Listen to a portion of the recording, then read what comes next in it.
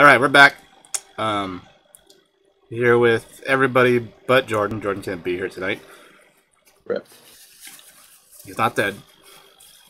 At least not as of this recording. Rip. So where did we leave off? We had just escaped the planet.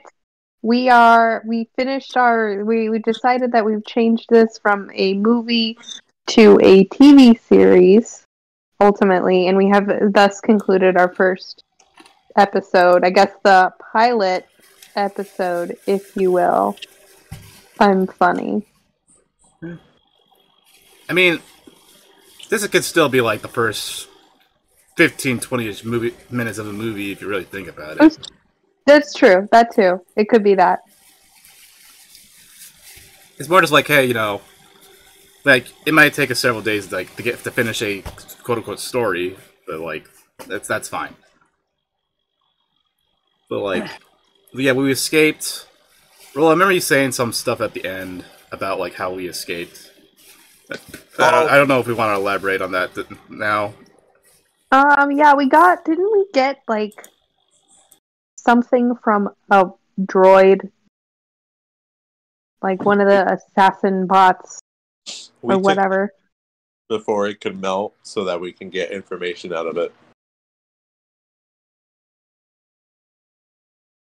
Right, and there's something that BBKT can't remember. Mm-hmm. I remember we talked that you recognized Tito for whatever reason, but don't know why.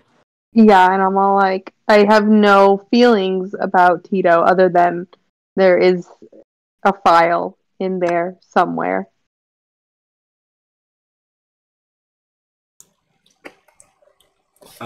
So here's a thought that I just want to get out there immediately is like I don't want us to go back to Entomon, the first planet, because like it sucks that Jordan's not here for us to discuss this, because I feel like we need to have a way to make sure that like Jordan's character can't just go back home, And I don't want like to destroy the planet. I don't want to go like that far or whatever, or destroy his hometown or whatever.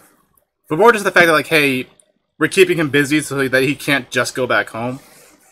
This is a Lethal situation.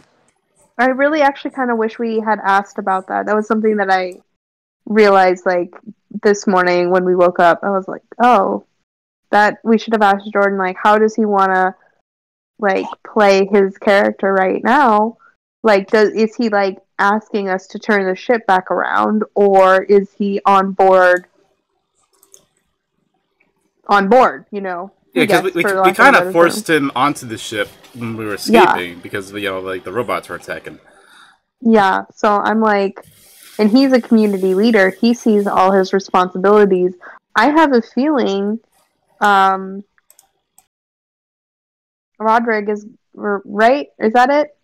Rogbert.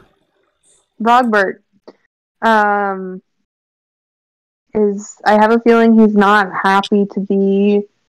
necessarily happy to be on board, and is kind of maybe asking to go back. So, like, what is preventing from going back? I mean, other than we know that we have these assassin bots maybe on this planet. I think, and maybe Devin's character would be able to jump in and explain this, but I think the priority would be right now, because we got a look at the whatever battleship it is that they have. And that doesn't look like, I'm assuming it doesn't look like anything that the planet can defend against right now. Plus with the assassin droids or whatever, I think the priority would be notifying the New Republic, hey, we need help. We don't know what this is and it's attacking. So it would be like, hey, I would assume Devin's character would be like this, if you want to help your village or whatever, like this is what we need to do right now. Yeah. And back on that thought about us like not returning is like, because like I was thinking like, well, so what's gonna happen? Are we gonna like escape and then come back and destroy that ship. And I think, no, I don't want us to do that, because then it's like, okay, we came back and destroyed the ship. Now Jordan can leave, and it's like I don't want that opportunity to be there for the story. You know. I think there has to be. So this is like, if this is the 3-act story structure, the first act was us being on the planet and then escaping. I think this second act has to be us trying to contact the New Republic, but something happens along the way. Yeah. I just don't know what that something is. Like, maybe the ship got damaged somehow, but we kind of already did the ship got damaged in each repairs route. Yeah, that's the other thing. I mean, you know what I was gonna do also? I forgot to do it. I was before this session. I was gonna rewatch the episode of the Clone Wars where he fights the invisible ship. Oh no, he has the invisible ship. So I just remind myself like how, like, you know, how do you beat an invisible ship works in Star Wars, but like maybe we don't have to cover that today. Yeah. So what about unlocking my memories? Yeah, that's definitely a thing that should be on priority. Also, another thing is just like, you know, since we just kind of brushed past it, do we want to like act out like the escape today? Sure, if we think that there's something there we can elaborate on.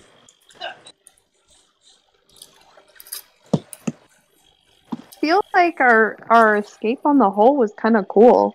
Like when like just getting into the ship and taking off is kind of like, I don't know how much more can be said on that. I know we had to have avoided like being attacked by the ship in some way or form. That's well, how big is our ship? I'm assuming it's about as big as the Millennium Falcon. That's the other thing, random. If like, have you been thinking about our ship? Because it is your ship. Definitely smaller than a Corvette. Yeah. Like, but I actually don't want it to be like. I actually don't want it to be like just like a modified freighter that has guns on it. Yeah. I kind of want it to be a bit more of like a ship meant for fighting. Yeah, that's the other thing. I was talking to me, but I was like, I was shooting some ideas at you. I was like, I kind of feel like, yo, it'd be neat if like our ship is just like weirdly heavily armed, you know? Like, yeah. This has to have been like an ex-military ship, you know?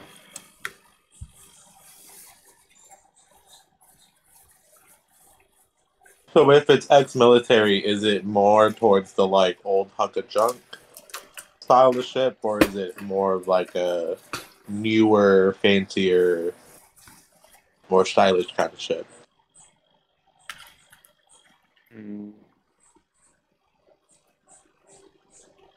Like, is it the ship from episode 1, or is it the Millennium Falcon? You know? Yeah. Like, is it decommissioned, or like why was it decommissioned? I guess I could have stolen it.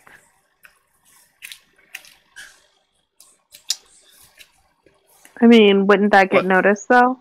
I mean, not necessarily. There's a bunch of ships, and it's like small. Isn't that important? What if it was decommissioned, and you're like, nah, like, and you kept it? Like, where do you think like do you think that could fit in your background that your guy's like ex-military in some way? Yeah, that works. I think. Yeah. Because like, yeah, like in the first 2 sessions, the random like you're pretty like strong, like just like Han Solo, and I'm trying to think of things like how can we make you not Han Solo? So it's like, yeah, true. That too. So like if you're like an ex-military guy, that's still a start. Yeah, because that's definitely not Han Solo. Yeah, I mean, he was, but he was a fuck up in it. Yeah. Getting sent to fucking World War I planet. Yeah. Yeah, that planet from that sequence is Mimban. That's the same planet as Splinter of Mind's Eye, like the very first Star Wars novel. Oh, really? Where Luke and Leia kiss. Hot. No. And that's not right there.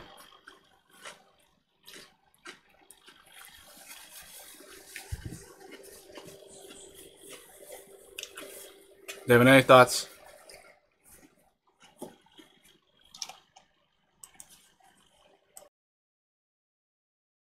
Devin?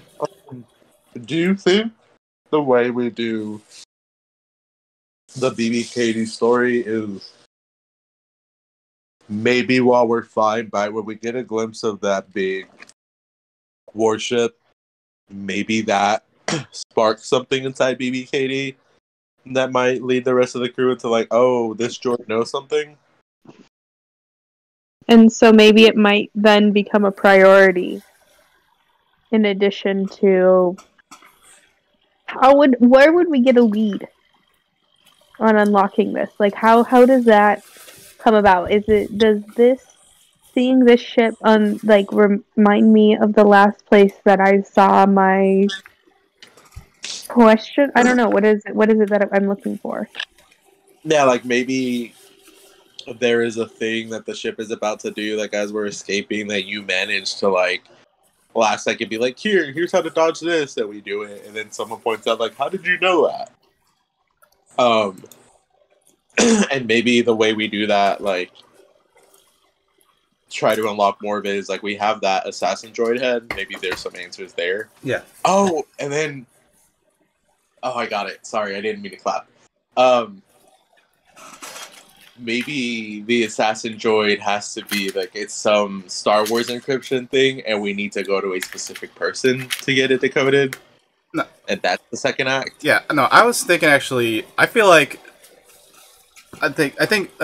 getting info on the stalker droid. That's what I called it last session. Getting the stalker droid like memory banks or whatever. That should be kind of easy because it's just like yanking out its memory unit or whatever, and not caring about it because it's already dead. Like, okay. But removing like the memory blocks on BB-KT should be like the hard part because again, we don't want to just yank out your brain. So like, and I'm sensitive about people touching my memory banks anyway. Yep.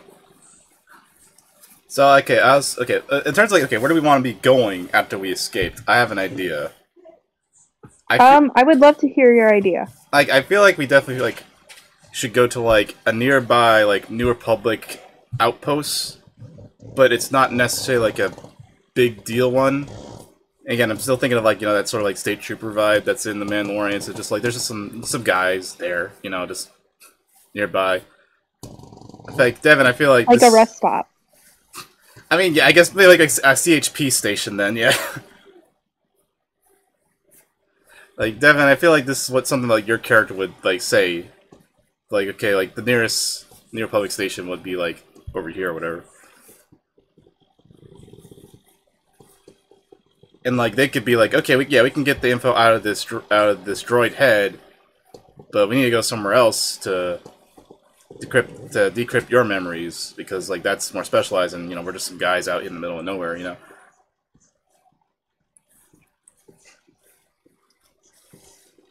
Devin, something good just happened in my brother's game. Sorry. Devin, are you there? I like that.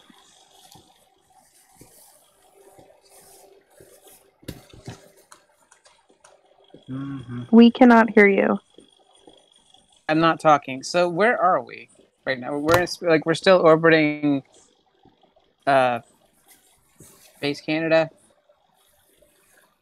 I think we made the jump. I think we made the jump to hyperspace. Okay, so are we in hyperspace right now, just to somewhere? Yeah. Or did we just jump to the void to get the hell away? I feel it's more that point first. And again, that's if we don't want to act out the escaping from the ship part, just to farm tokens or whatever. Do we want? Okay, so I was thinking what if Nice kind of got in Cormac's business a little bit with setting coordinates.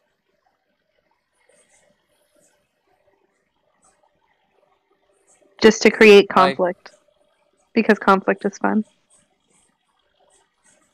So we are somewhere away from the planet, just to be because we're trying to get the Ansible to get the registers but it's not working on the ship. Fuck. So I was like, let's see, where are we right now? And I look at the ship's nav, like, oh, we're nowhere. Okay, what would be the nearest? And I'm like fucking with the map and stuff like that, like pressing stuff on Random's dashboard. Random, what's your character's name again? I'm sorry. Cormac. On Cormac's the dashboard of Cormac's ship. Like, let's see. Landor's all the way over here, so we're way over here. Okay. I don't know. Devin talking. I don't know the stellar geography of the Star Wars galaxy, so I don't care if I'm right or not. But it's like, I mean, it's space, man. Shit's moving. It don't just stay in one place. yeah, but okay.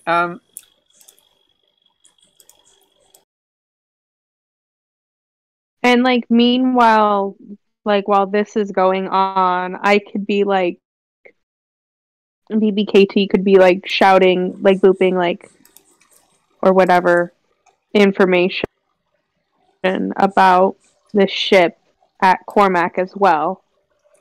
Like in terms of like how to outmaneuver whatever weapons it has. Mm-hmm.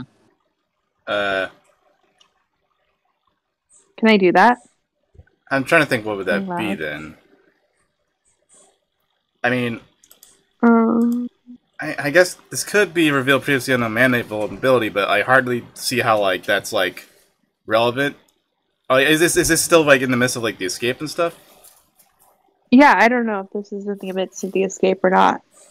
Like, is this? I mean, is this okay? Is this more just thinking, like, are you doing this to like help us escape when we were escaping, or more just like you were revealing some info and people were like, why do you know that? Because then that'll be more like a vulnerable move, I think. I'm trying to see. Yeah, I don't know. I'm looking at it right now. I'm looking at. I mean, I have a token, so I mean, I can do whatever.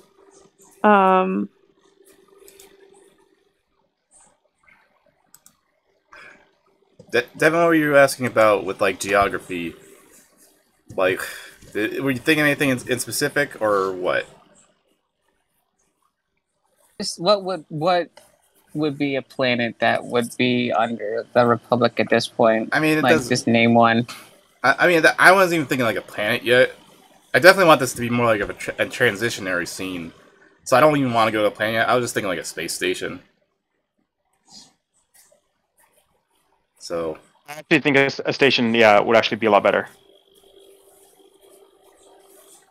Like just like a fueling station or something. Yeah, just like regular. Like this is just like part of the galactic infrastructure. Like I said, random. Like this is basically just like a CHP station on the highway. Yeah, exactly. Yeah, no, actually like that line. Just like or like what's it called or like those really cool gas stations in the desert, like just like truck stops, like stations, like you know, where like you know they like just below.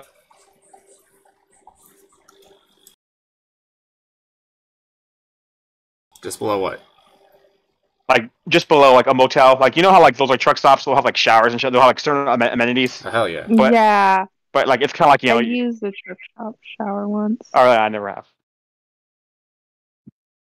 But yeah, it's like just like this is literally just like an in between point. Like you're not really meant to like be here a long time. Yeah. So I think like Nice is looking like, okay, what is somewhere nearby that I know is safe? Like I know it would be safe. Like the Republic could have some sort of control over it, and like Cormac is also like looking with me, and also this is mostly because I'm fucking with this shit, like trying to make sure I don't break anything because he doesn't trust me not to, because it's like, you know, someone else is driving your car, right? Like it's like, oh, don't do that, but someone else is touching your GPS. Yeah, and it's like, well, there's a rest stop on these coordinates we could go to. Like it's not Republic. I think it should be Republic. Okay, so it's like there's a Republic-controlled rest stop. It's not a planet or like a military base, but it's a space station. I keep saying like chip base because that's what I was thinking. Is like because like no, California Highway Patrol. That's what it stands for, Devin. Yes, I know. Okay, so it's like because like I definitely feel like we are going to some place where there are like, you know, Republic officials there. but it's not like a big military base where we can get tons of help. Okay, Like, that's what I'm thinking of. It's like hey, like the info desk is over there, and it has like a little has like a little Republic sign over it. Yeah, and it's like that's it. Yeah, you guys keep saying like rest stop, but just like I'm not thinking like this is like a big like civilian rest stop where there's like a diner and like us and like a bunch of civilians and stuff. I'm just thinking more like, okay, this is like a little garrison somewhere just to keep their heads up. No. Okay, maybe I don't know what you're talking about then. Like I feel like again with like this being sort of like quote unquote rural space, like there being like this little republic fort basically is like it's some like decent like world building about like this is what it's like here. Like yeah, they got like a token sort of standing here, but like if there's like a big threat, they can't like immediately come to it. It's more just letting you know, like, hey, like the Republic is here, but like if shit goes down, like the person here is just like a clerk. That's it. And like maybe like two pilots or something. And I think like you point that out, and it's like, and Nisa's just like, well, I mean, it's better than nothing. I do kind of like the idea. Excuse me. I do kind of like the idea of like maybe this fits in with the Jordan's character, but the kind of how like the Republic is a little bit more willing to just kind of overlook or brush past the more rural areas of space. Like, you guys could go, or we could go to this outpost, tell them, hey, this is happening to our planet, whose name I'm blanking on, and they send out the signal, and it's like, oh, they'll be here. Like, they're not taking it super seriously, and they're like, oh, they'll send out help as soon as they can, but it's not going to get here in any reasonable amount of time. So I do like the idea of us kind of being stuck with this small garrison of Republic folks. A few pilots, maybe a few soldiers or whatever, a clerk. Yeah. And also, yeah, if anyone thinks of anything that, Rogbert should do, feel free to say that, because, like, he should still be part of this, even if George's not here. Yeah. I'm thinking he would definitely, be pushing for either to go back or for galactic assistance at the... I feel like that's a small argument that Rogbert and Nice would have. Is like he wants to go back no matter what. And Nice is like, no, we only need help, and because we can't take on that shit by ourselves, and we can't stop the communication jammings or whatever. Right, and oh man, I forgot to play the Star Tours music. Oh well,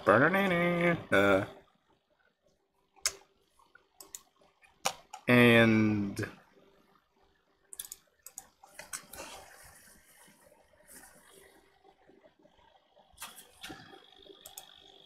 yeah, I'm trying to think of stuff that but then not any of this stuff generates moves and stuff. Oh,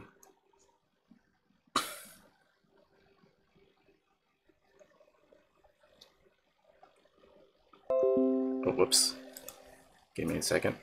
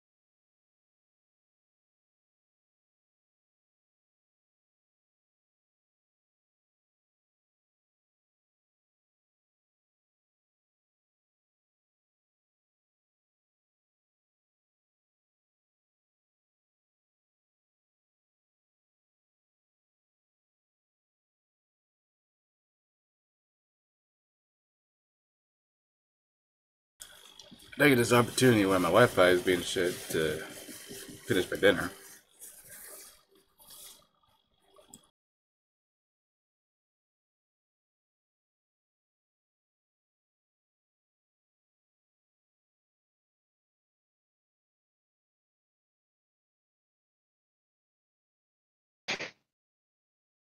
Like, remember how what's his name couldn't go back to his village in Princess Mononoke? Right. Wait, what do you mean? No, I don't know if I wanted to. I'm sorry, like we're trying to figure out like reasons why Robert technically can't go back without like destroying his planet. I don't want it to be like a tragic thing because I want him to be working towards the goal of eventually going back there. I feel like it's more just like the pacing of the adventure. Just like there's no time for him to just go back. Okay, all right. Okay, I was just throwing it out there. If Fuck not- me, I guess. I'm kidding. No. If not like kidding. if not for like the whole like quote movie, just for now, this is definitely like something we could talk to Jordan about when he's back. Okay. Yeah, because that's what Katie and I were trying to do, is not just lay the seeds for why he would be gone now, but why he would continue to be gone and hang out with our characters after this initial adventure. Right. Because, like, I don't...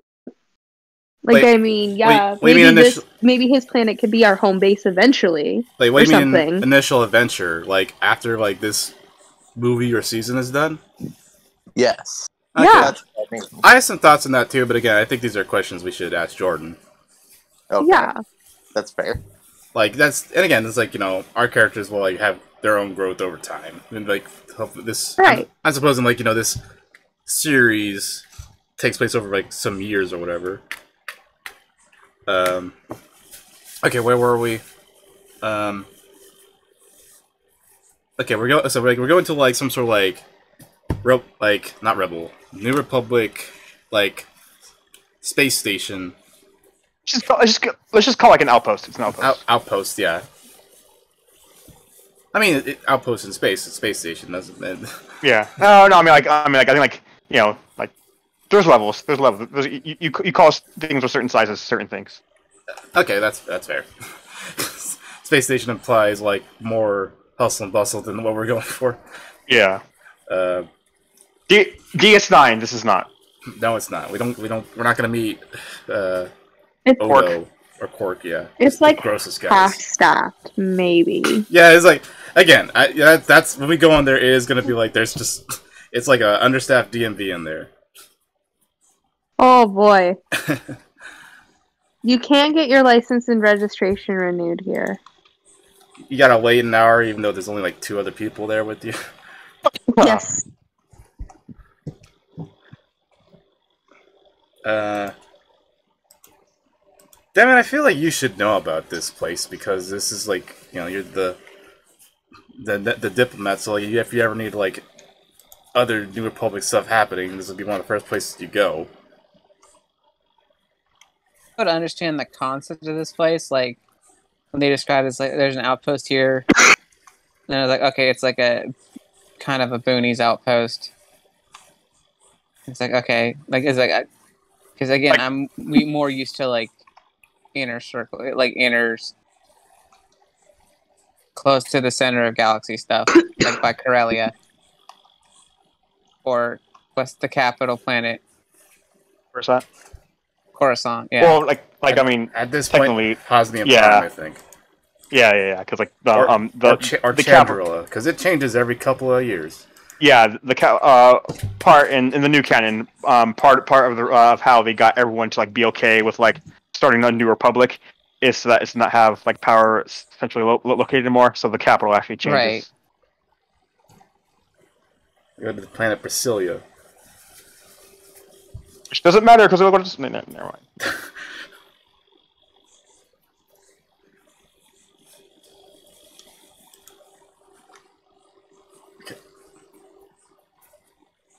mind. So at this point, we've landed on this outpost, right? Like we've decided this is the. Have we done anything to gain or lose tokens yet? Let me check. No, but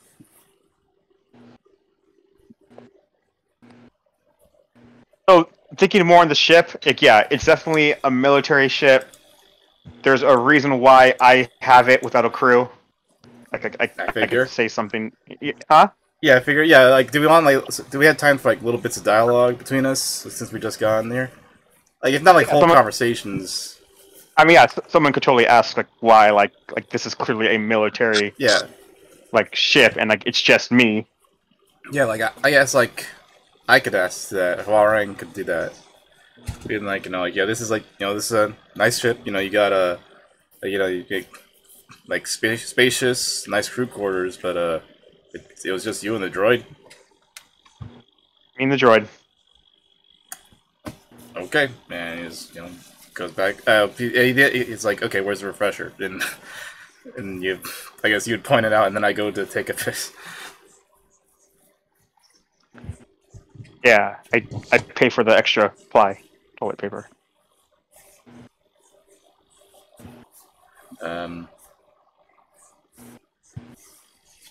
Devin, if there was like an argument happening between you and Cormac over like plotting a course, I feel like at some point in there should have been like there'll be like a little bit of a snippet about like how like you shot your blaster at the robots and you didn't take it out, and how Cormac was like the first guy to take one out because he's a cool guy.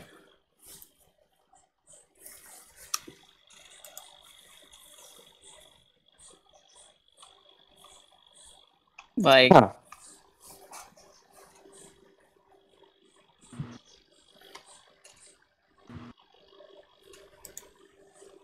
Uh-huh.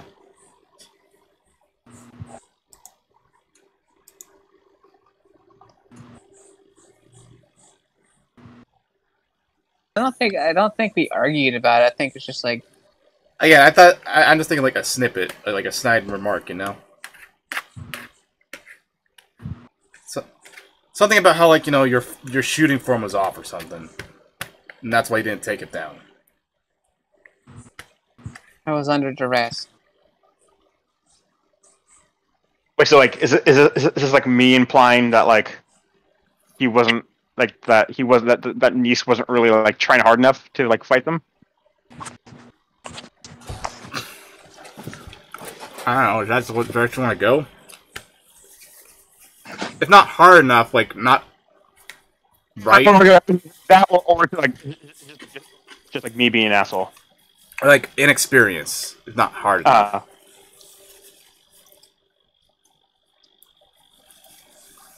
Also, no, but what I'm saying is that like, is this interaction is this me just being an asshole? Is just me just like needlessly picking on Devin? Because I'm not sure if Randa could roleplay that kind of character.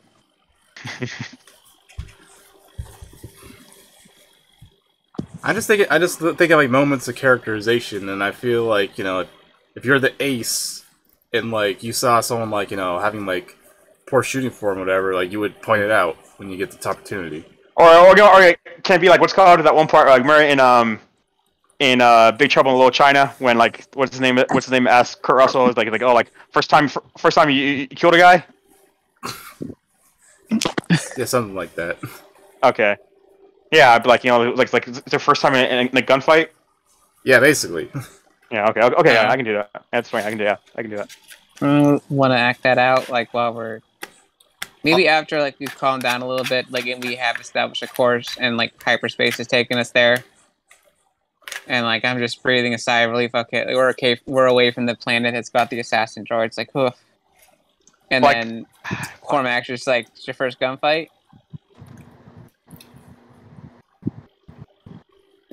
Also, random. And Nice is just like, yeah. How could you tell?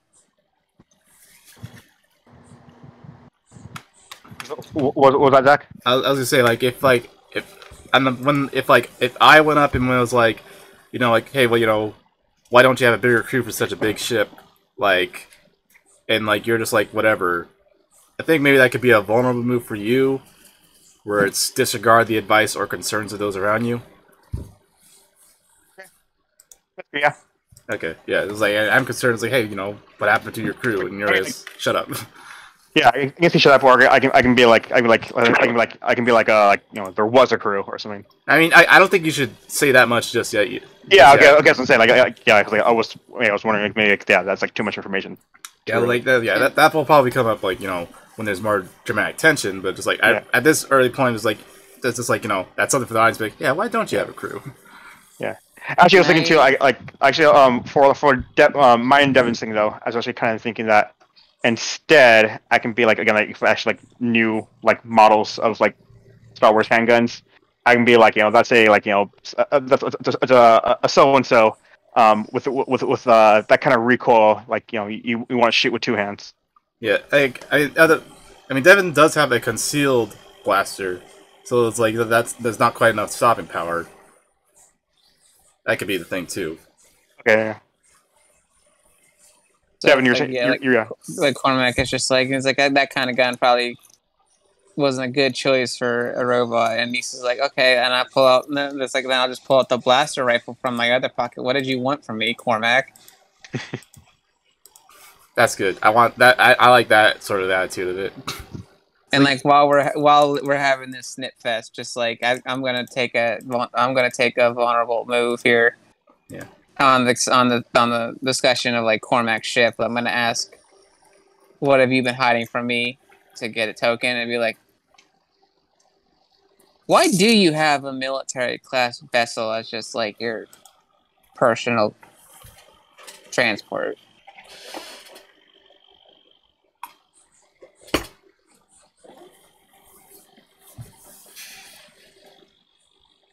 But that would count as like, what have you been hiding from me? Yeah, sure. Can be like in this part of the galaxy, asking too many questions get you killed. Yeah, you can answer it however you want. I'm still giving myself the token. Random, I'll say like between like those two questions, like me asking like where's your crew, and her asking you like where's like why do you have like this big old ship? Is just like I feel like this is okay if like those are still just like the same thing of like you gaining your vulnerable move token, because like you already got 2 tokens. I'm not, unless I don't know. I'm not sure how bad I should feel about you like farming it. Maybe you can get 2. Okay. That just means you could just spend them more. I mean, you should. Yeah. I'll let you have 2. Actually, I shouldn't let you have anything. I'm not the game master. Shit. Just like no, like okay, that's more for you to spend on actions as the ace, and that makes sense. So, Devin, just edit it if you can, so that like you have 2 tokens right now, right? Yes. Okay, so like if you can, like I'll just go ahead and delete this one if you don't mind. I did it. I'm doing that. Don't do anything. Okay, so like, and if you, I guess you could have 4 tokens then at this moment, random. Yeah, I guess that's what I'm saying. Like 4 tokens. Because so you go ahead, post 4 moons. I'll delete the 2 moons that I had from earlier. So when you need to be badass, you'll be able to be badass. Sorry if I was just like instinctually like DMing there. No, it's fine.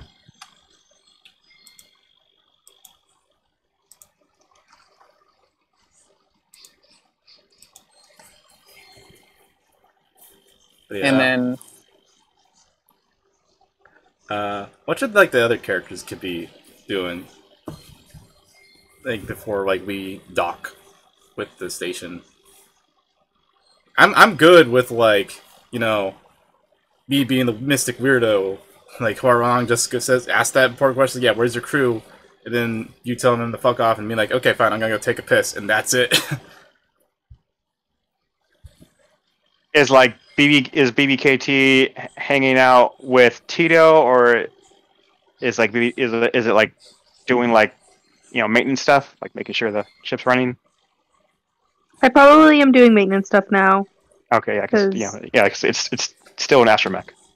Yeah, I'm still an astromech, and we did just repair the ship, so like I gotta do ship stuff, ship shit.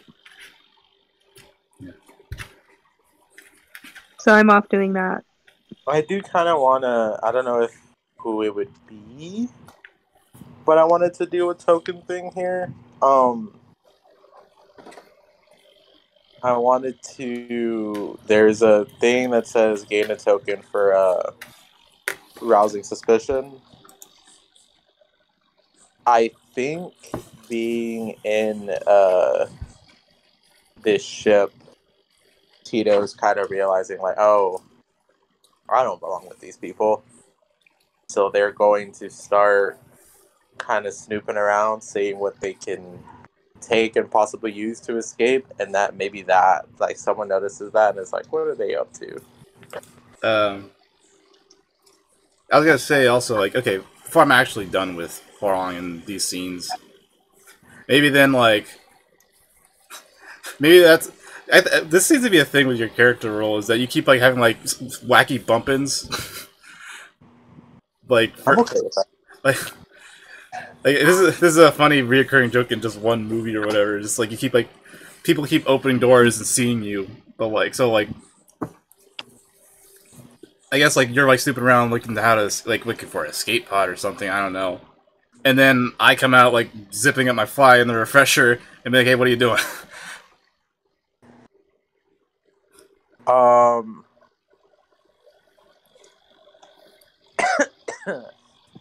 Do you cough?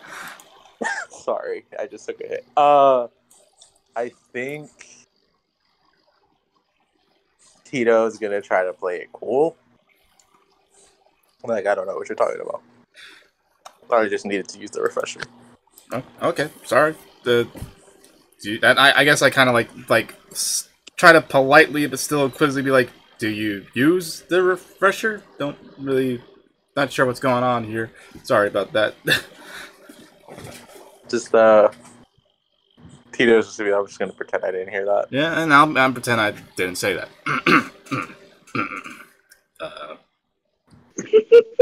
Can we do like it absolutely happened. Can we do the awkward like all Tito's in the bathroom pretending to go to the bathroom? You're trying, because at this point you know you have some idea that I'm force sensitive. Right? Yeah, like I got like at least a suspicion.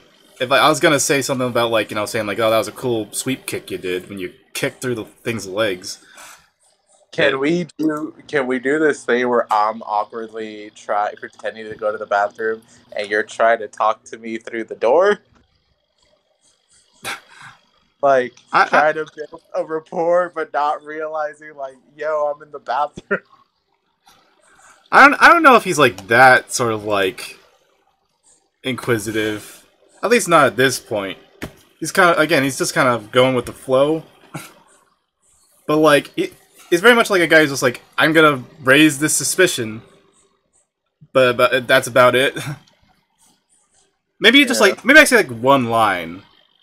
And then, like, that's the end of the scene, you know? Just be like, I don't know what I would say then, like, before you're like, hey, go away.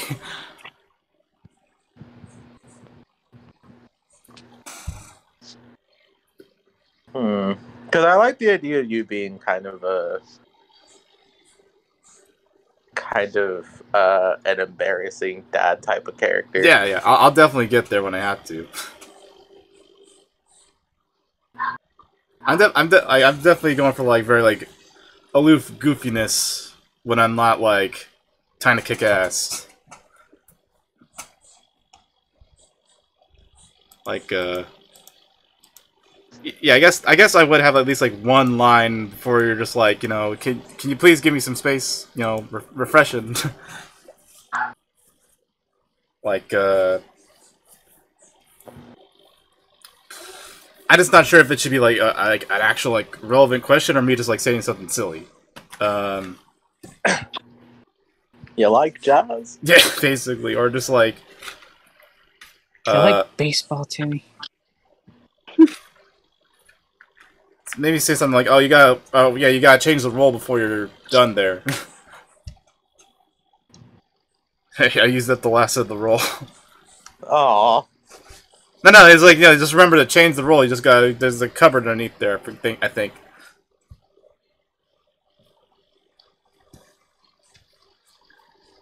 And, like, I feel like you're just like, okay, got it. And, like, I then, like, put my thumbs up, and then everybody's like, you can't see my thumbs up. And then I shake my hands, and yeah, I'm going now. And then Tito kind of waits for a second. And then pops their head out. And then again, same bit. I keep running into someone. And I think BB Katie's there. Just staring like, I recognize you. Do they need to use the refresher? Can I ask you that, Katie? Like, I pop my head out and you're just there, and I'm like, do you need to use the refresher? And I ask, boop, boop, boop, boop, which means, why do I know you? Oh, here we go. I don't know. I guess I just have one of those faces. No. Oh, can I know you? From one of the things I did earlier, sorry, can I gain a token react with scorn or doubt to something or someone you did not understand? Do you think anything I've done so far fits that? Like, how have you react scornfully? Not scornfully, but doubtfully. You know, because I'm questioning people. In my own weird way. Are you? I mean, I asked Cormac, like, why don't you have a crew? And I was like, you know, being a weirdo to Tito. How is it doubtful? I don't know. Because they're not giving me the whole story. Like, I am doubtful of Cormac because he's just like, you know, I got a big ship that would normally have a big crew, but I don't got a crew.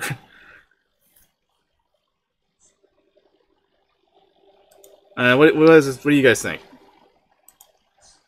Oh. What'd you say? I said, I don't know. I don't think. I get that.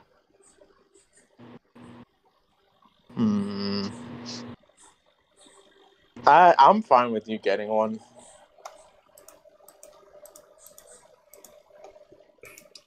Devin?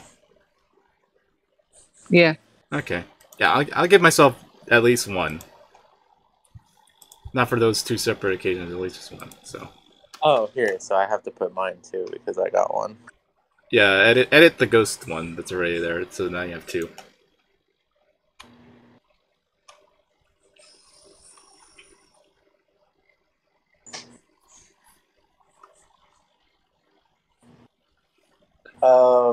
So I think, yeah, Katie, how do you respond to me kind of being like, I don't know what you're talking about? Like, I don't believe that because I'm a droid. Do you call someone? Like, do you try to get someone off the wall? No, cause I'm kind of, I see myself more like, I don't see I know I'm a droid, but I don't see myself as a droid. So like, I want to get to the bottom of it myself. So I don't like call anyone for help. I just kind of like, okay, but do you recognize me? Let me see if there's something I can do here, actually. Like, because, like, I'm looking for my memories. So, like, I'm not... I mean, you were put on this ship for probably a reason. While I may not be force sensitive myself, I don't know if I...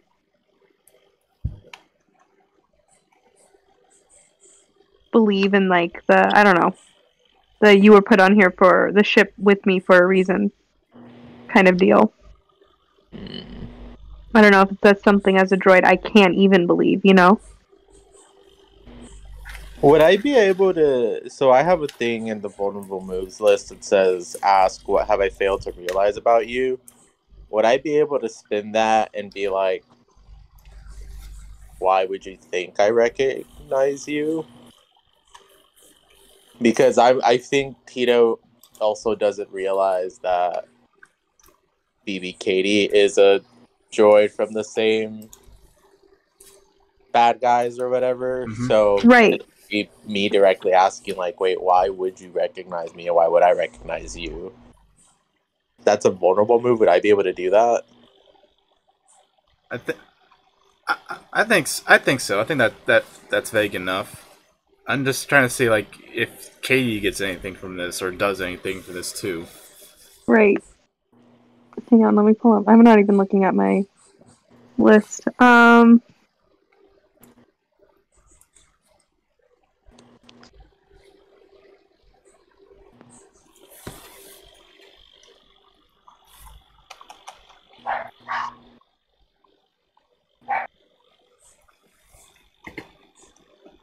Maybe, like, what is really in control? Like, who or what is really in control here? Because it feels like, well, because there's like a, because there's still some sort of recognition feature or whatever program that any astromech has.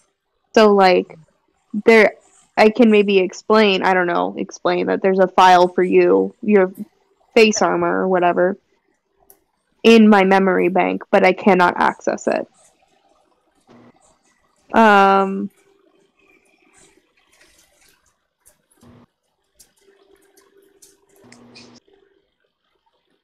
So you'd be giving Roll a token then? Yeah, like, am I finding an ally in an unlikely place? I don't know. I don't know. I don't think any of us are really friends just yet. Because you're just, like, asking, like, like, why do I know you? Like, literally, why do I know you? I don't know why. Right. So I guess I'm not really doing any of these moves right now. Oh, I'm wait. just like, Okay. So I have something, Katie, that can get you a token. So I asked you, like, why would I recognize you? Who are you? Or something like that. That gets me my token. How would you respond?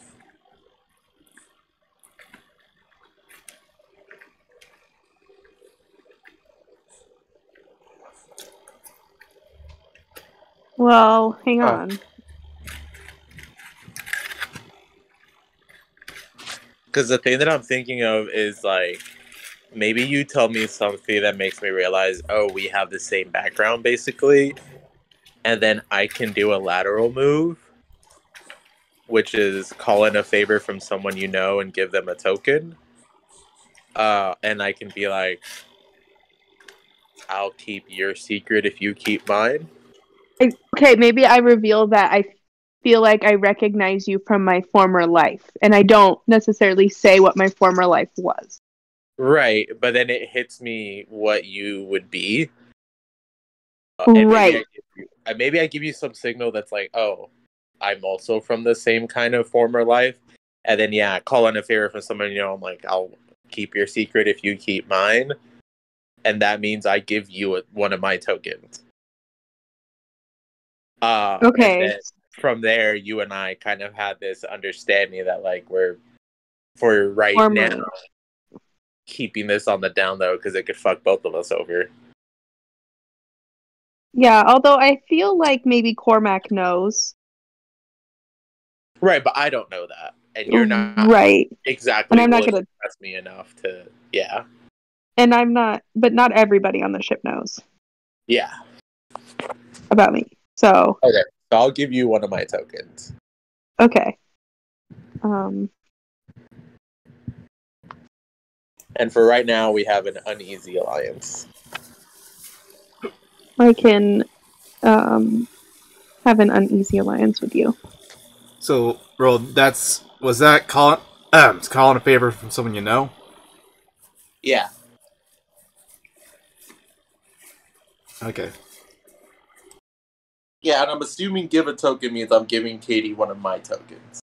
Yeah, that's how that works. So, like, also, like, random, you got, like, a bunch of tokens, so, like, it's not just, like, the moves that you would just spend to, like, do something on your own. You could also give us tokens if we need tokens and help us out. So that's why it's okay if someone has, like, a bunch of tokens, because then they could also spend those more on lateral moves if they have to.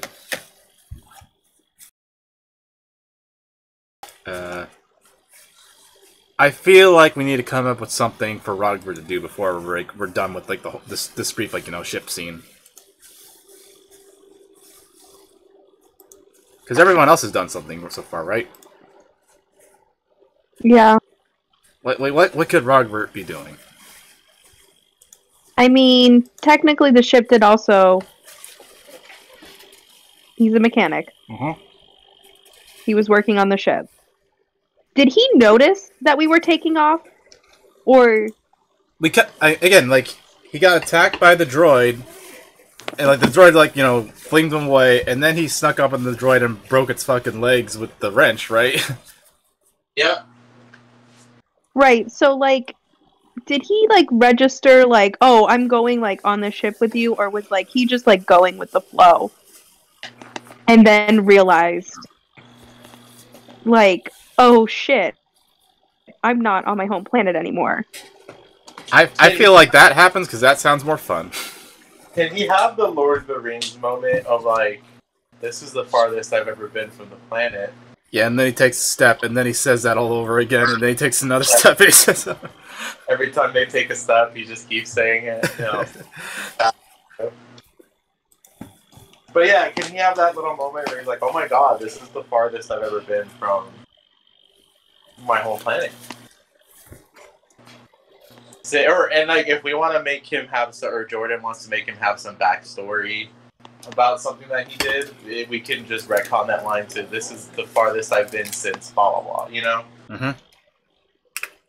Have that be a big deal, but I like him having that realization that, like, oh shit, this is real, huh?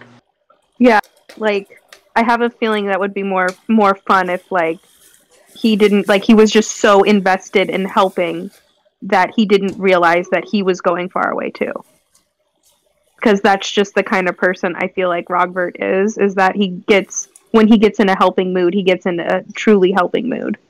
Yeah, because he did tell me, like, this is Space Hank Hill, and that is a trait of Hank in that he is very helpful and, like, cordial even when he doesn't want to be. Yeah. Yeah, Hank is, like, you know, like a helpful guy, even if he has a stick in the mud. That's kind of the whole show. So he would be kind of reluctantly helpful. He wouldn't be an asshole to us. He would be reluctantly kind of helping us do what we need to do, I think. I have a feeling that he also probably does have a heart of gold, so, like, it would be very easy for anyone to, like, well, the right kind of person to grow on him. Yeah. So, like, yeah, I'm trying to think, like he could do to gain a token. I'm leaning towards disregard someone's wants or needs in favor of your work, i.e., like, in favor of him just wanting to go back home. But, like, I don't not necessarily meaning, like, he actually succeeds in, like, leaving and going home. But, like, that's just his mood at the moment. Right. And eventually, at some point, you know, some of us talk him down is like, oh, okay, I get it. Like, he's not totally irrational. It's just that he doesn't like leaving home.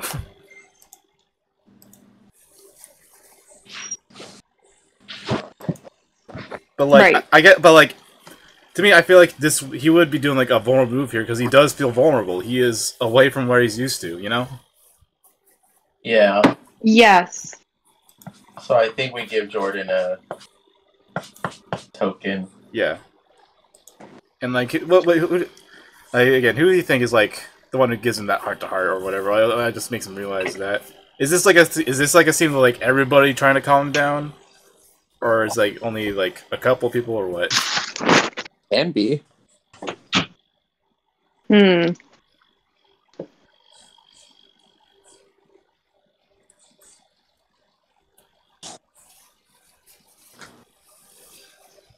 I think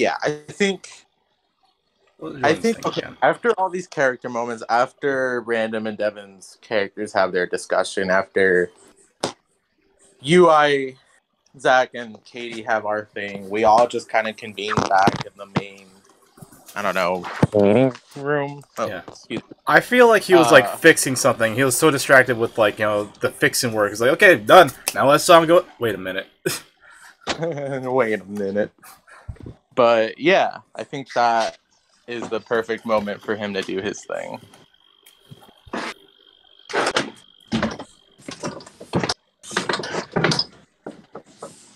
So yeah, it's like you know, it's like, okay, let's now wait a minute. I'm in space. I'm in space. Uh-oh, I don't like that, you know. And the rest of us like reassure him and stuff, and he's like,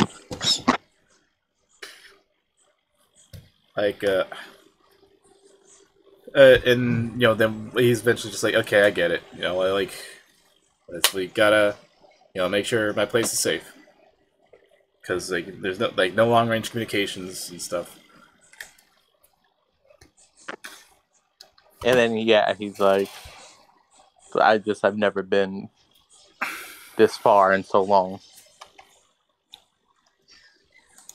And then maybe we established it as like, there's still no communications coming from the planet, so they perfect. So I think he asks, like, have there been any updates from the planet? I don't know who tells him, like, nope, still no communication. And then, hold on.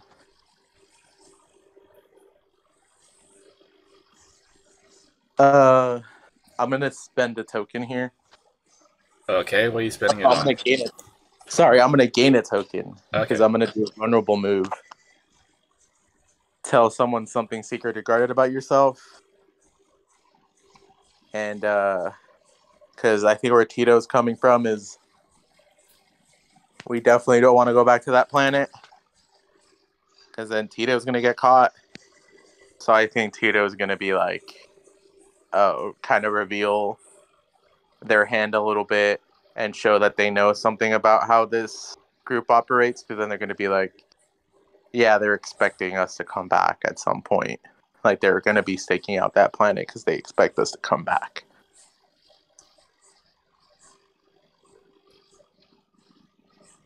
Does that make sense?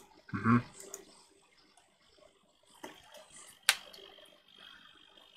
They're basically essentially holding the planet hostage until we return and they can capture us.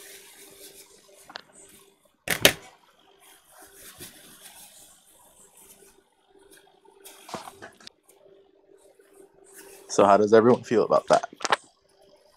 That seems like, you know, pretty good for like leading into the next scene.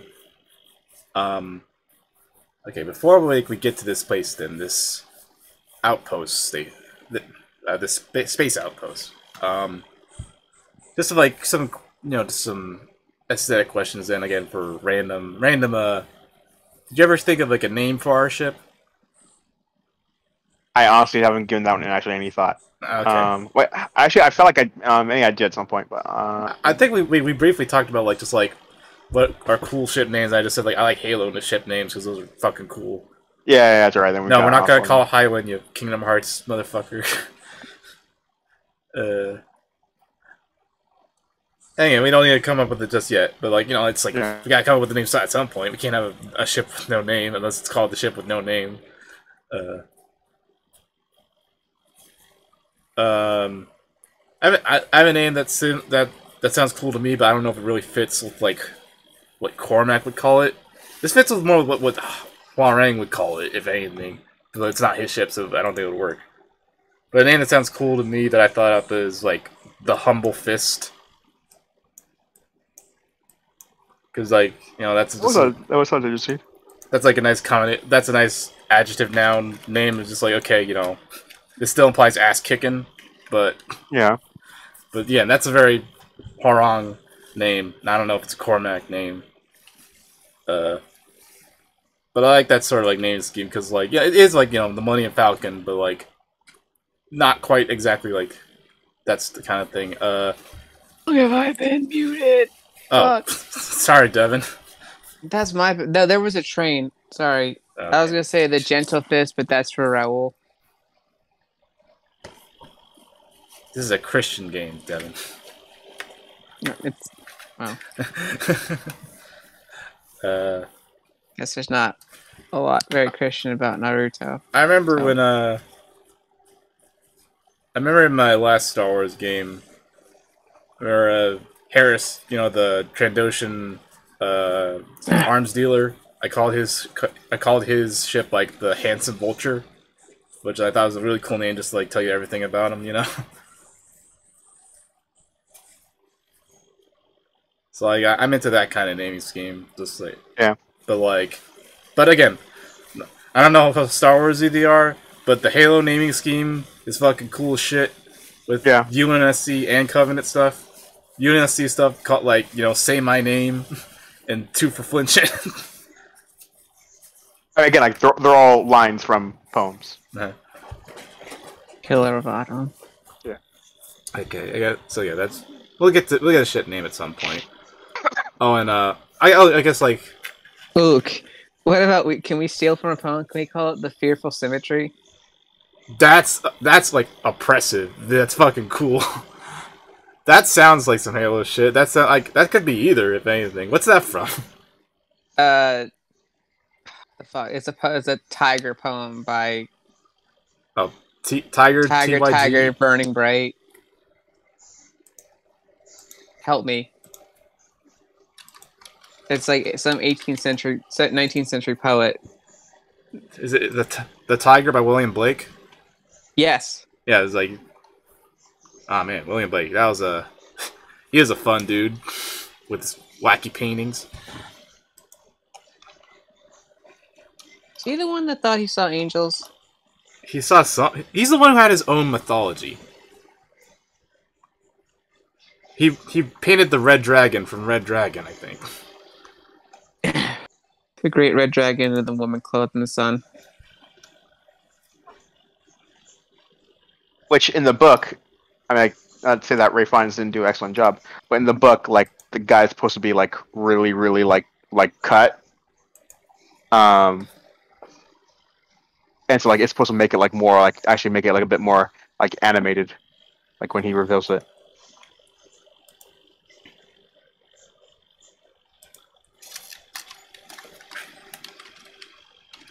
Okay, we'll put a pin in that name, Fearful Symmetry. And I don't know, like that sounds like a bit too scary for like the hero ship, but it's still really cool. Maybe we'll save that for like a villain ship or something. Ooh, yeah.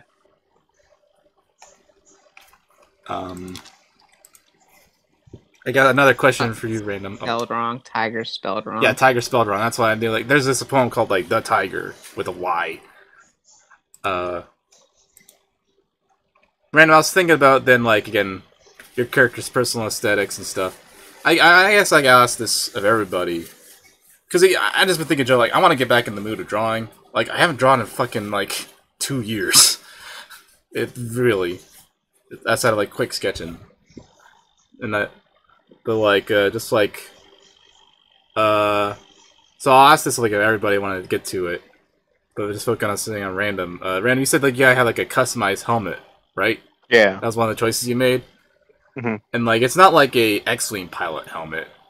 No, again, it's definitely more like a combat helmet. Yeah, like my mind kind of went to like a motorcycle helmet, but like a classic like open face helmet.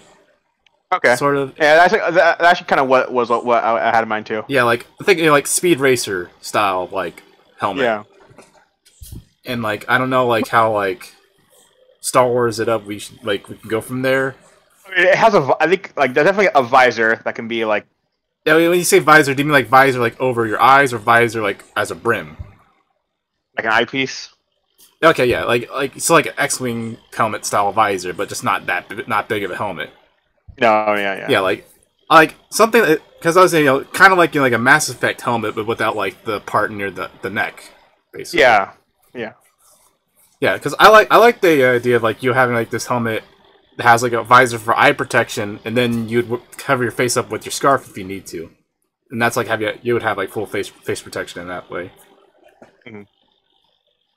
Because like that's like like I am kind of like like a motorcycle driver vibe off your character in that way, like this helmet with the scarf and everything else I think about later. And then I was thinking about like what your blaster is. I'm not thinking of like any specific Star Wars gun, but like just like the general look. Like Yeah, and I don't want this to be like a DL-44 because you need to not be Han Solo. You're dangerously close to that, so I'm trying to make sure it's not that. But like, yeah, I was like, I was looking like, okay, I like how like Star Wars guns were made out of like real guns, at least and like I was just like thinking like what could be like a cool like real gun to like use as the base, but then like look at like real guns and then look at like what they made them into. It's like, man, like I realized Star Wars guns are not flat like real guns are. They always have like cylindrical barrels and stuff on them. It's like, but I was definitely thinking something like it's not too big or too small, but like communicates like practicality. I don't know what you're feeling. Random.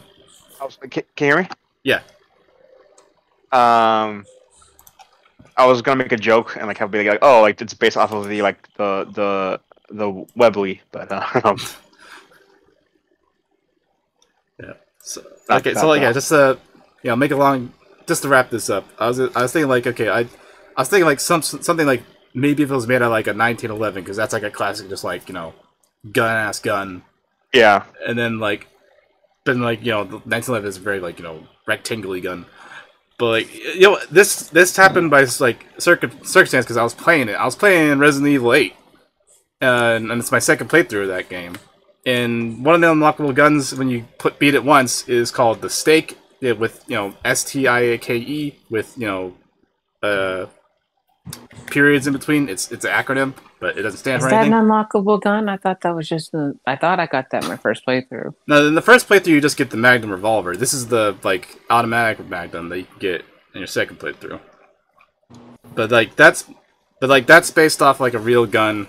It's called the Wild Eye. It was like the gun in like fucking Death Wish 3. So it's a shitty movie, but it basically just looks like a 1911 with like a barrel stick. It's like someone just cut a 1911 in half and then put like a different barrel on the end. So like that's straight up is Star Wars stuff, So like something along the lines of that is what I'm thinking, if you don't mind. Let me get this picture here from Wikipedia. So yeah, that's just my little tangent there about aesthetic shit for characters and stuff. Sorry I interrupted the story about that.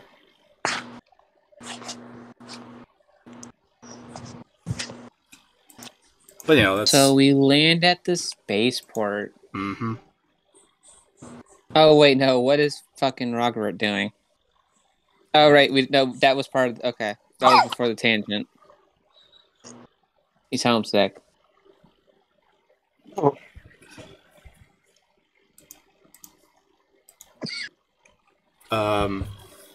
Okay, so yeah, we are going to the spaceport. So let me look at places then. Okay, I'm feeling like this is under war places. I'm not sure if it would be base or bureaucracy. Because I know we went with like the shitty DMV analog, but I'm not sure if like the stuff here is exactly that. So like bases, we got ships and hangars, projected maps, hushed discussions of battle and loss, casual card games played with drinks in hand. I like that because it just just shows them being lazy. Eager new recruits, soldiers recovering from wounds. Bureaucracy has long bare hallways, idle chit chat, self-important uniforms, overcomplicated language, evil turned banal, and hovering water coolers. Hell yeah, water coolers. What I'm picturing more leads towards the first one. Yeah, bureaucracy sounds more like this is more like imperial bureaucracy rather than like New Republic bureaucracy, but it's still just like like just boring government shit. Like,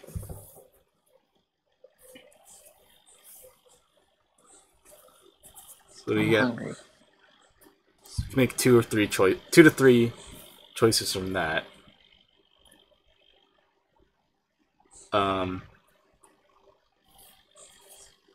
What do you think? Does anyone have any idea for like a name for like this outpost? Post 133. Sure. Yeah, just give it a number. Oh. Doesn't matter. It doesn't even have a name. It's just post 133. Huh.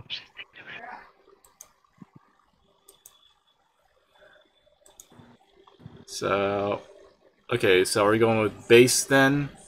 Definitely casual card games played with drinks in hand. Because these guys aren't doing anything interesting. Yes. I was gonna say that one for sure. Okay, Yeah. so from base, ships and hangars. They got some ships. They got like a couple of X-wings, but I don't know if they have like a full squadron handy.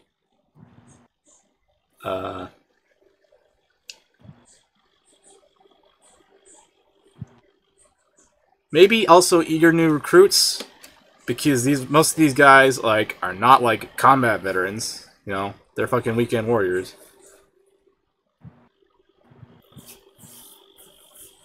Let's see. Okay, then 2 to 3 rumored to be here. Like what 1 to 2 rumored to be here. I guess it would be stolen mandate secret because we're bringing that.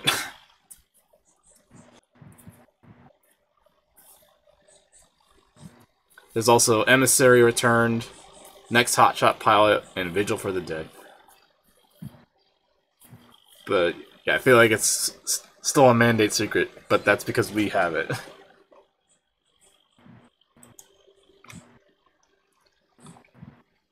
An emissary returned, a stolen mandate secret, next hotshot pilot, or visual for the dead.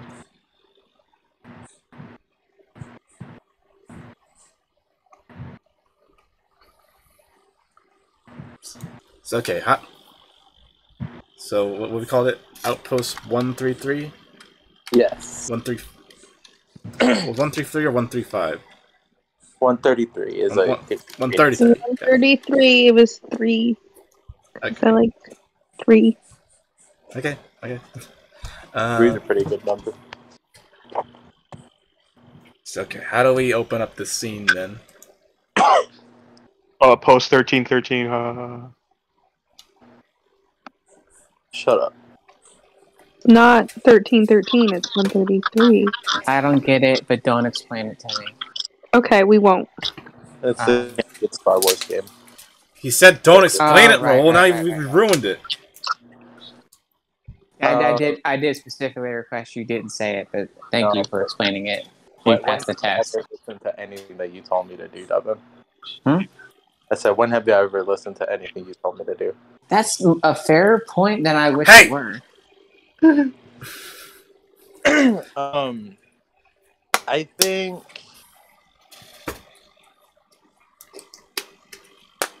because you said we have the stolen mandate secret, right?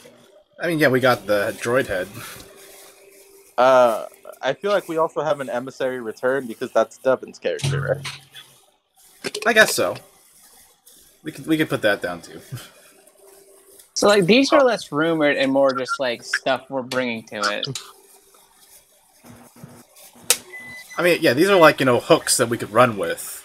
If we were like more like, making this up as we go along. But like, we could say emissary return if we want. But like, Devin, you said you're not, like, you didn't know about this place yet. Right. So I don't think I'd be returning to it. Okay, so yeah, we can have just the secret. Oh, Doesn't matter. So yeah, how does this scene open? I'm assuming we get hailed.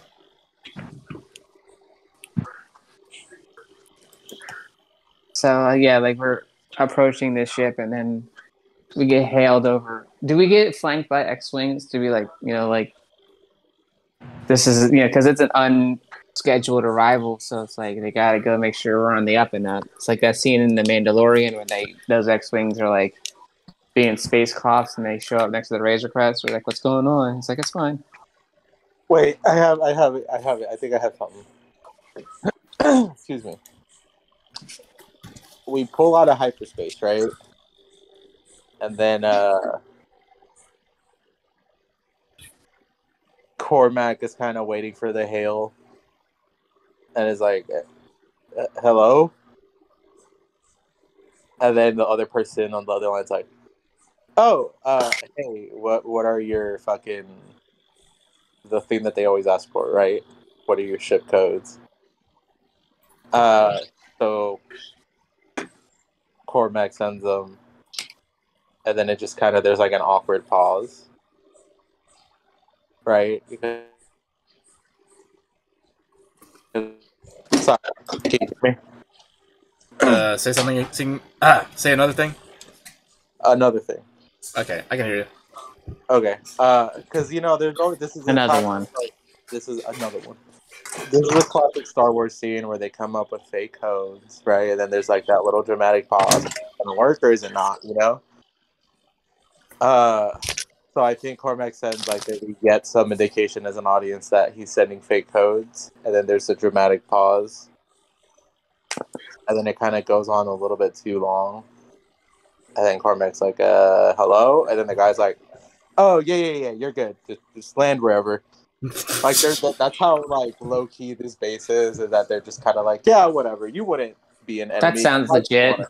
Why would you want to attack us? Right, so we kind of all are like, oh, shit, something's wrong here, right? So everyone's, like, readying for battle or whatever. And then we land, and the door opens expecting to see, like, a group, like, Gunshot, and it's just, like, one dude. With a clipboard. Yeah. And not like, even a gun out. Yeah, and he's like... He's looking in the opposite direction. Yes. He's not like, even focused on us. He's doing something else. He's kind of like, oh, how can we help y'all? What do y'all need? What's going on? Like he's back there doing inventory. Or whatever, Like, it's not that something's wrong. It's that, like, this place is so whatever that they're not taking anything seriously. Because, again, who would ever want to attack this base? What the fuck is there to attack?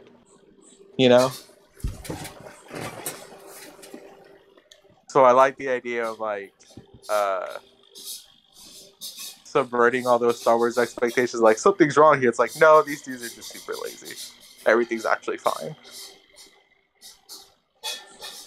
I want to know if there's a move Nice can do where it's like, she sees all this and she's like, this is your security? This is your security? This is how you're defending the New Republic? Cool beans, thank you. I feel super safe now.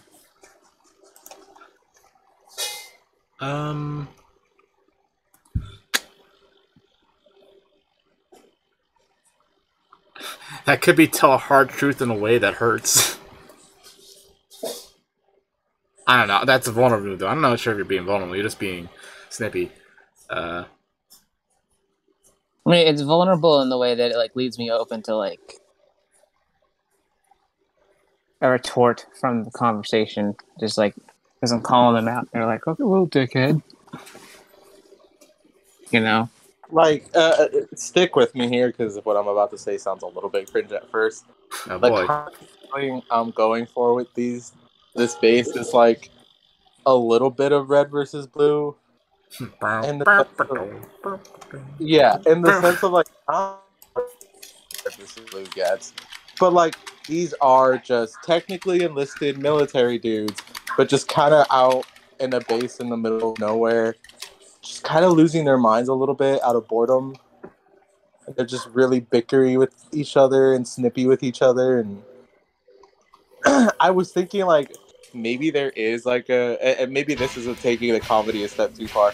Maybe there is, like, a rogue group of Empire folks who are still, quote-unquote, trying to fight the war, but they're just idiots. But that might be taking it a step too far into the comedy direction. I feel like we could get there, but I don't know if we're there yet. Like, these are just like lazy rebel guys, not Empire. Yes, they're lazy rebel guys that are just. But I mean, like that they're kind of fighting, quote unquote, an Empire group on the same planet who aren't anything, but they're just like, all hail the Empire, and they try to like throw sticks. Okay, now I get it. Now, I think that might be a bit too far because like that is red versus blue. Also, this isn't a planet. Or Yeah, base. I think It's a space station. I think it's just like these are just the guys on the station, and nothing happens on the station. But you get what I mean. By I get that sort of like fuck it vibe. But like, yeah. I guess something I've been wanting to say is like, I definitely feel like there's most of these people are just like basically like Simmons and Griff. Then they're just the jerks there. But that means I feel like then they definitely need a Sarge. They need a guy who is too hardcore for this shit. He also just kind of sucks. Yeah. At being a soldier is the joke. I mean, this is a character I've been kind of wanting since we started this game. I've been wanting like a veteran New Republic guy, former Rebel guy, who's like still going too hard, even though things are peaceful. He would actually be, that would actually be a good way to get this group to kind of help out against their best interest. Because if he's like, this sounds like the Empire, finally, you know what I mean? Yeah, that needs to be the guy in charge. It's a guy who's just like, man, he was so good and so eager killing the Empire back in the day. Now that's over, and he's just has a desk job and he hates it. But we don't meet him until, like, we're there for at least a day and a half because nobody bothers to tell him about us. Fantastic. Yes, exactly. Yeah. I don't know if we're going to be there a day and a half, but, like, it definitely should be a thing, like, he doesn't come storming out of the doors as soon as we get there. It's like, we kind of, like, I guess we have to say, like, who's in charge here, and we have to be taken to him. And it's definitely, like, a chore for us to be taken to him. Like, the people there don't necessarily want to do it. They're just, like, it's definitely, like, why, though? Like, do I have to? Or... Fine. This way, please. Oh, yeah, Devin, did you get a token from that thing you said, or not? Should I? Like, we didn't like act out any of the scene, but like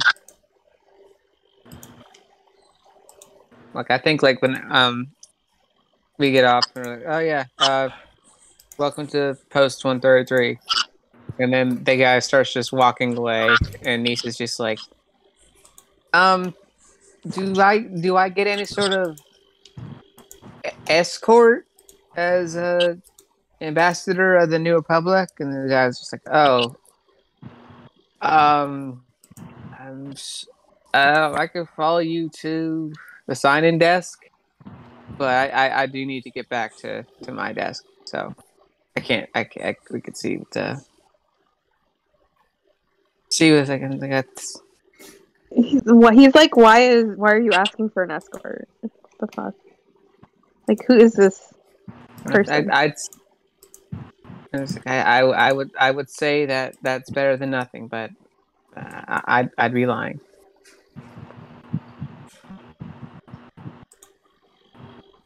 And so we're gonna ask, like, knowing like the Republic's upstairs, like, so I need to get a message to like the Republic proper, like the inner sphere, inner rim planet, like to the capital right now. Yeah. So how would I do that? And the guy's like, shoot, I forget. Hold on 1 second, Devin. I feel like the New Republic now has to gain a token, and I think it's from complicating someone's vision of freedom. Because our first introduction to the New Republic here is just this like shitty little outpost, and just like, this is the New Republic. Yeah. This is like, these are the good guys. These are the guys who won. So I'm gonna post a little crab emoji here in Discord, and that's the New Republic. And if I could play funny. Like Rogver's just like, this is what you guys want me to join? Yep. Oh god. Okay, this is fun. I love this shitty rebel base.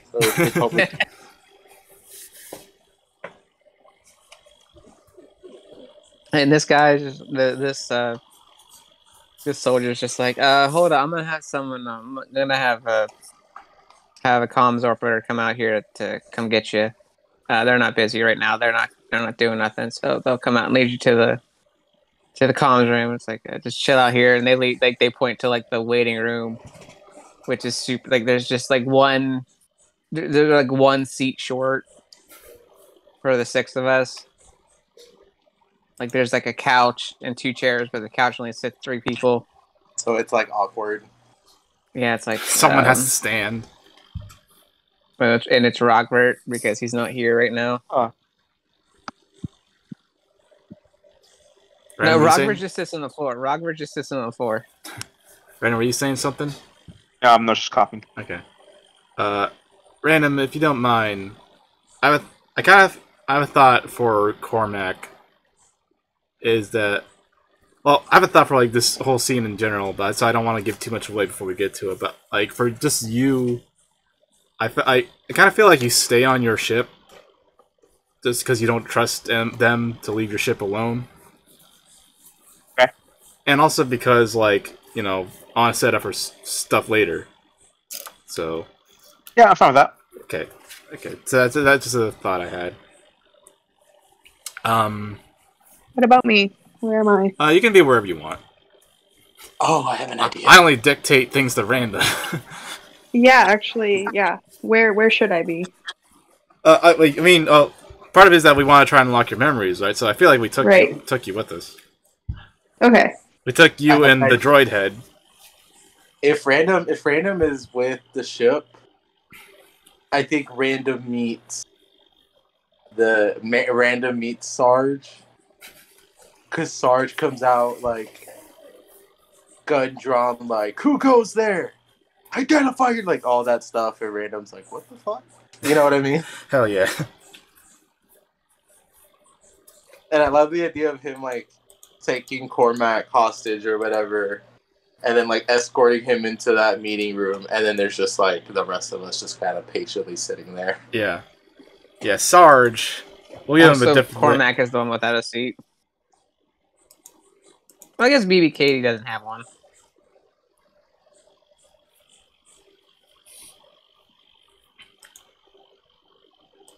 Yeah, yeah. Okay, maybe that could be the thing. In that, like, Sarge is the guy in charge here, but he was on a bender or something outside, so they didn't know where he was at the moment, so that's why you guys haven't, the rest of you haven't met him yet. And then we can get the comedy scene of him, like, you know, be like, whose ship is this? Show yourself.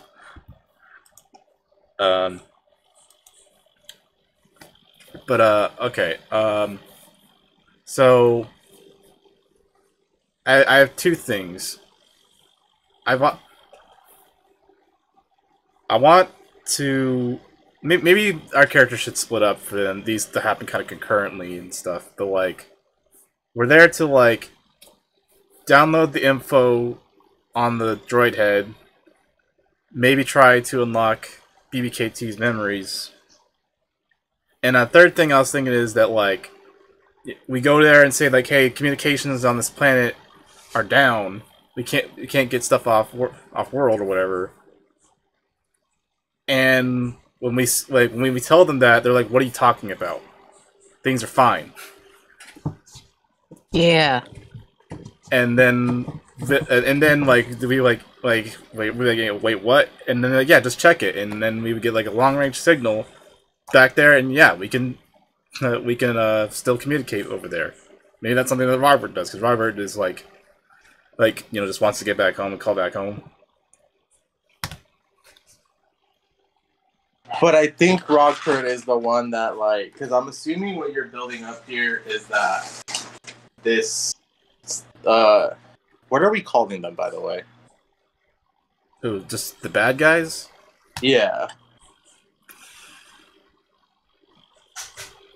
I don't know. So the bad guys, let's say. Yeah, like, yeah, we'll come up with a cool name for them when we have our reveal of what exactly they are. We can just keep calling them the bad guys or the mandate in the book for now. So I'm assuming what you're leading to here is that the mandate are giving out fake signals to kind of show that everything's fine, right? I was more just like the ship that was blocking communications left. Okay. And Because I was. Go ahead.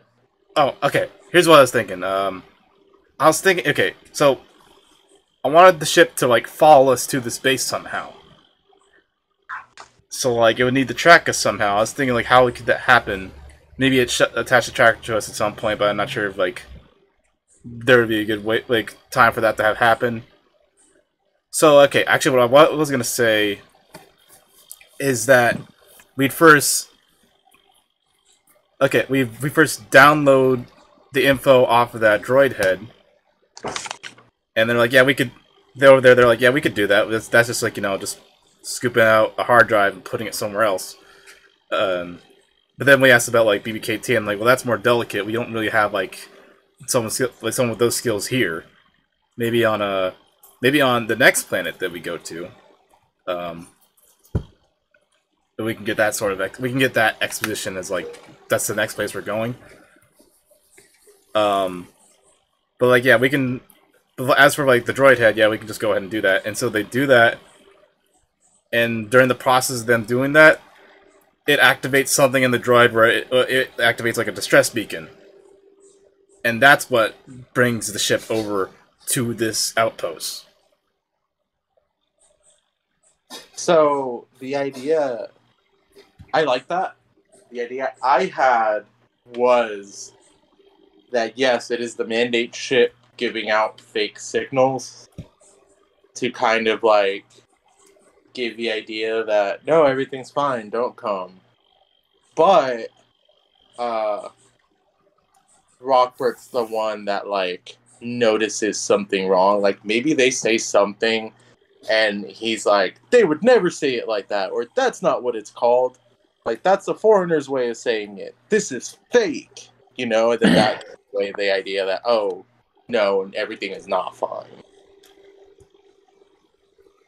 Okay, like So I'm good with either one. I don't know what everyone else what sounds better to everyone else. I'm thinking we could kind of combine these two, because like, if not exactly the same ship that was blocking the signal earlier, it still is. It still activates a distress signal and like calls for help. Yeah. So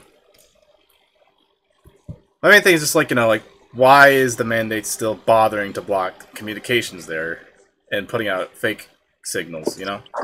Well, it's like Tito had mentioned earlier. They have a pretty good idea that we're gonna want to go back, so they're literally just biding their time until we go back. Yeah, and I guess it's like it's a rural place. They could just be like, well, there's just like a communication shortage. That's what they're gonna blame it on whenever they eventually leave. Because that's the thing is like I don't want them to just like attack the planet or whatever. Because when one is like that's been done before. We don't need. Not everyone needs to have Luke's blown up house with dead uncle and aunt. No, but also sorry. But also like the MO of like our villains, like they're trying to be secret. It's like they wouldn't just attack the planet because that's not subtle. Yeah, that's exactly what I was gonna say. Like this is an organization that presumably has existed since the prequel era in secret. Like they wouldn't. Oh shit. Do something that rash. Well, I mean, that's something we can outline later. But like, they wouldn't do something that rash. Yeah.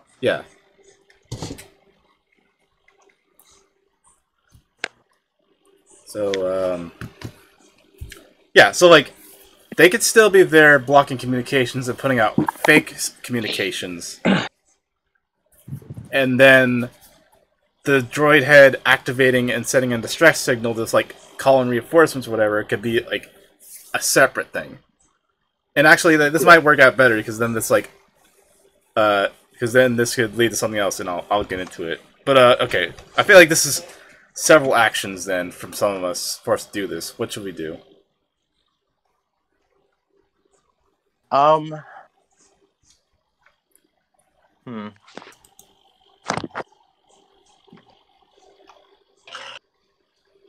think we're all there for that reveal that something's wrong, right? The fake communications.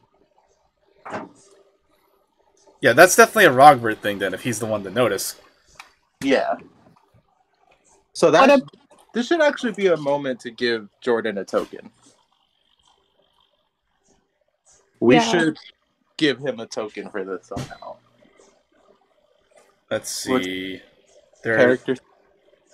He's got uncover an unexpected power or secret in something you're working on. Admit you don't understand something. So those are two other vulnerable moves we haven't figured out yet. Oh, this could also just be like, this could be another mandate move here. So let me think here. Yeah, for Shadow, that's another for Shadow Watcher threat, I think. Or intercept information or supplies. But I have to give a token to somebody. I don't know if I can give a token to everybody if I do that. Yeah, it's our game. We can decide that. Yeah.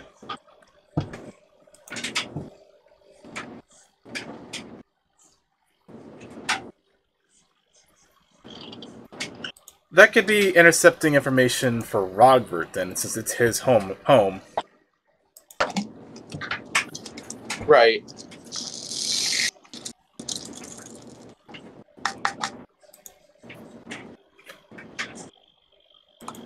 I feel like Rogbert also still needs to make a move to be like, hey, wait a minute.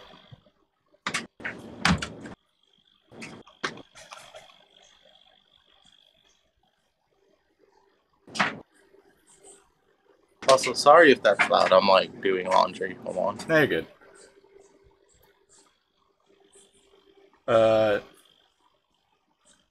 Could that be? Could he have done discern a secret or hidden function of a machine?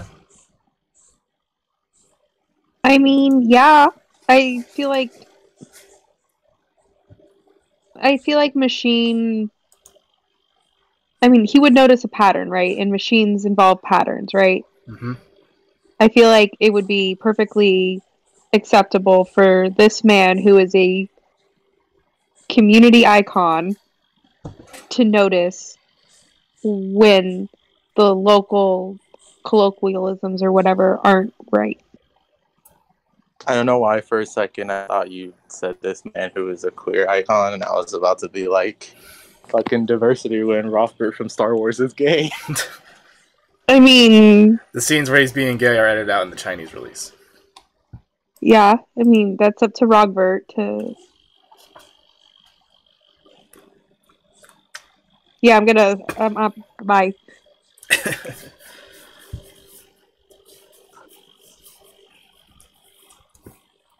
But let's see. I think there's got to be something we can stretch to give Jordan a token for this.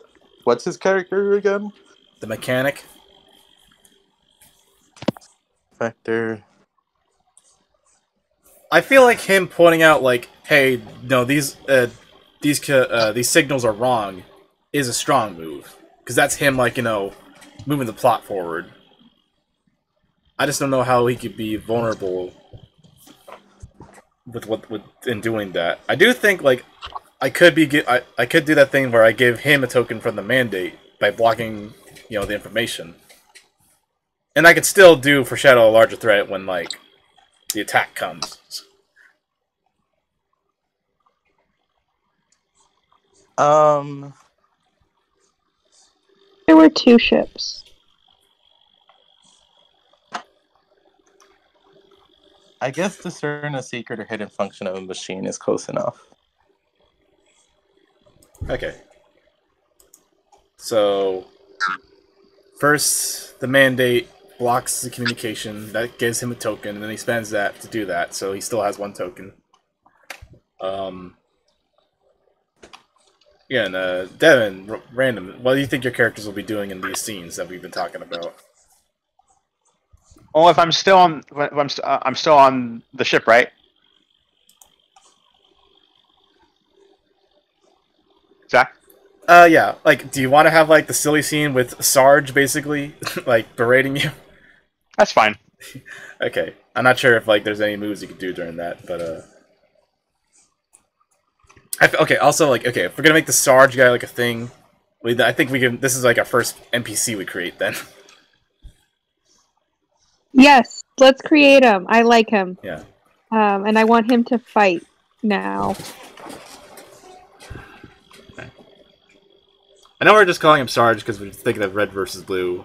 I think he's still, like, higher up than that. I think, like, at the most, like, a Commodore.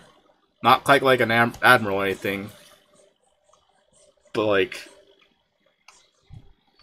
If not a Commodore, then a Captain. What do you think... What do you think is, like... Oh. Okay, roll. What do you think is just, like, the level of, like... Who is in charge of this base?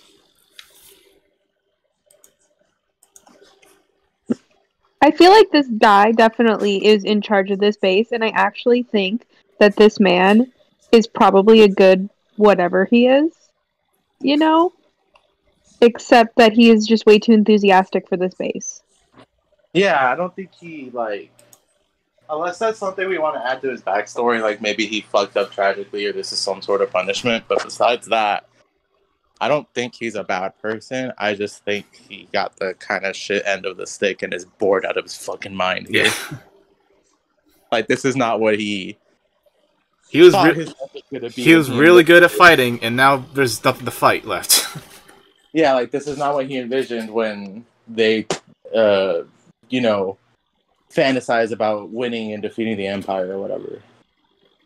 Like, he was really good at the war, and then the war is over. Yep. Now he's just staring at those cereal boxes. He's Idris Elba in Star Trek Beyond, but not evil. Okay, yeah. He didn't get turned into a gross monster and did the rest. Oh, wait, that was Idris Elba the whole time. Spoilers. Okay, so... really good. Yeah, that movie was great. I wish they made more. Yeah. You finally made Star Trek good in movies, and then you stopped. Everybody gets 3. Well, 1.5. Okay, let's see here. Making NPCs. Let's see. So, okay. We give them 2 traits from the traits table on page 37. I will be right back. Hold on. Okay. Yeah. Sorry. Yeah. Like, continue. Sorry. Oh, yeah. I'm just looking at the NPCs part. Okay. When you introduce an important NPC or realize that a minor NPC has become more important to your story, make an index card or online equivalent. So we'll have to type this out somewhere for everyone to see. Write down their name, pronouns, any other relevant information about them, like the relationships, other characters, organizations, and get them 2 traits from the trait table on page 37. You can choose those traits freely based on what you already know about the character, or roll 2. We're not going to roll. We're making this guy. Character to list in your relationships already has a trait or 2 you choose to use from. Choose 1 to 2 of the moves listed under each trait. Write them on the index card as well. And I think also, like, NPCs are always, like, associated with one of the 4 pillars. You know, space between mandate, liberation, and scum and villainy. This is obviously a liberation guy. He's a New Republic guy. Let me turn my lamp on. It's getting dark in here. Started to rain. Keeps fucking doing that. I hate it. Sorry, what? It's starting to rain here. Sorry. Oh, cool. That'd be cool. I don't. Over here. Yeah, I'm sorry. Random was being kind of rude about it earlier. I'm like, okay. I live in a desert too.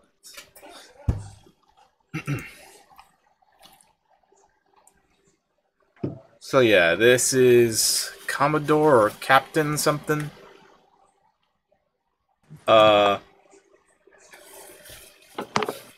Again, just go back how, like, you know, like, I wanted, like, a character like this for a while in our story.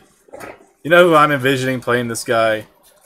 Just because I think he's fucking great, and I wish that it'd be fucking cool if he was in Star Wars at some point. Who else is here? Brendan, did you leave for a second? Yeah, he's still gone. Okay. I'm still here.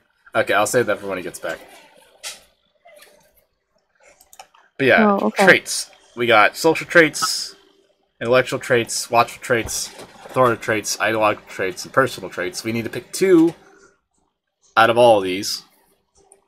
We got, for social, we got friendly, connected, conciliatory, compassionate, gossipy, troublemaker.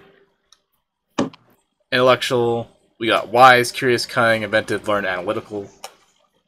Watchful, we got protective, focused, anxious, observant, stealthy, and scheming.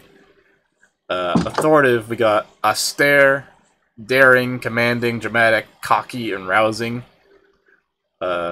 Ideological, we got faithful, passionate, cynical, mercenary, maverick, and zealous. 6, personal, we got attuned, burdened, innocent, ancient, awkward, and ethereal.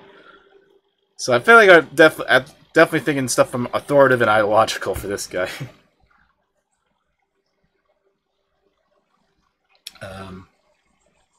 Devin, got any thoughts?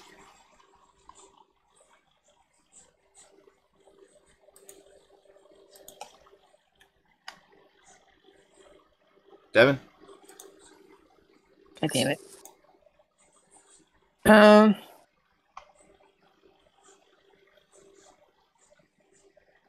My Chrome crashed, so I had to get back in all the books. Okay. Page are you at? Like around 21 out of 23 in the PDF. Spreads PDF. Trades start around 20th. I found Yeah. 19, okay.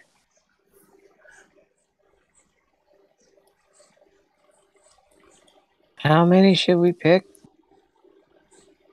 We picked 2 traits. And then out of those, we got 1 to 2 moves from those traits. So let me... Maybe I'll just write this down.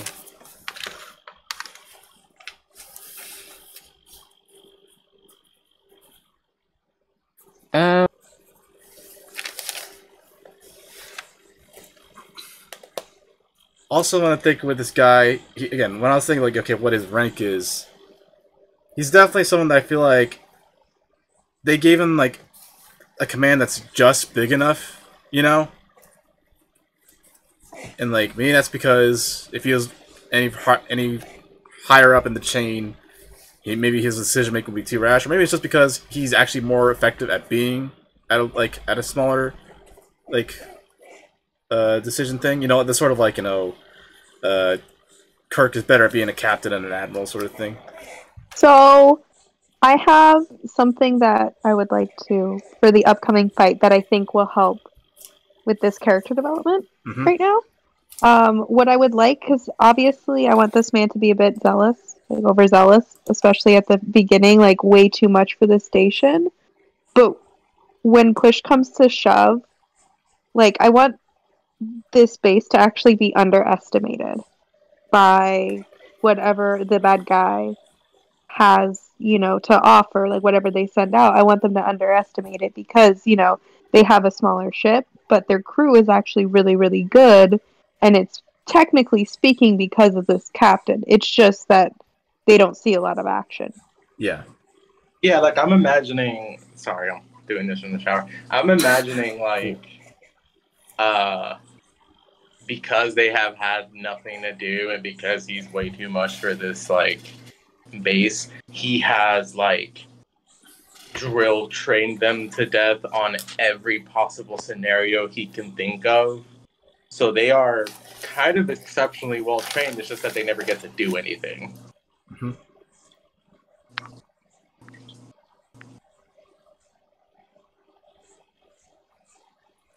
Okay, so zealous. You said overzealous. That's got state your beliefs, gain a token, demand that someone lives up to your ideals, give them a token, take things too far, and give the one you hurt a token. So that could be something we use. And what else is here in ideological stuff?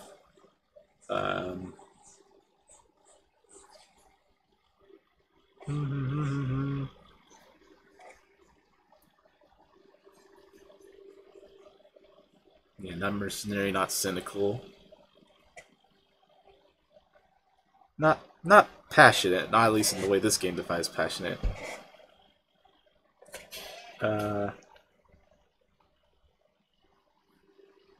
Okay, there's rousing. We got look confidently in the distance, gain a token, tell someone exactly what they need to hear, lead by example. This seems a bit more like idealized. Like, though this is actually like, you know, like, I mean, not to say this guy is like a bad leader, but he's a bit, you know, silly and over the top. So like, rousing is a bit too actually heroic for him. So maybe not that. cocky. We got project overconfidence. Insert yourself into someone's conversation or plan. Make a wrong-headed assumption about someone. Maybe that, if we just to get a bit more of the asshole stuff. Dramatic. Be the center of attention. React in an over-top manner. Act as a distraction. Okay, commanding. Tower over others, literally and metaphorically. Give someone a direct order or threats. Block someone's path forward. That could be it, too. Daring. Propose an exciting and overcomplicated idea. Invite someone to do something dangerous. Get in over your head and ask for backup or rescue. That's a bit more, like, Indiana Jones, like, figuring things out on the fly sort of stuff for this character, I think. Okay, austere. Hold your head up high. Give someone harsh criticism. Demand someone change what they're doing to fit your values. Yeah, that could also be it in terms of like the attitude of this guy. Definitely want to pick something that gives him like some good action though.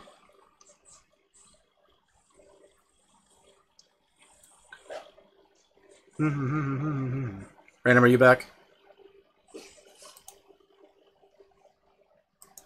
Oh shit! There goes my connection. Give me a minute.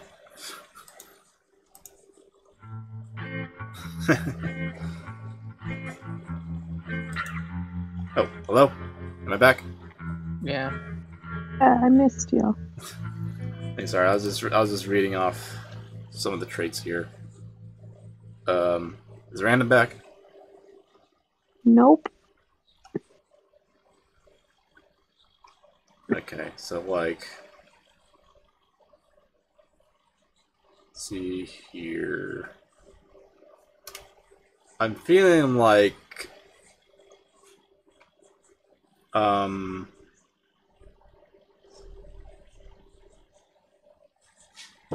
maybe focus.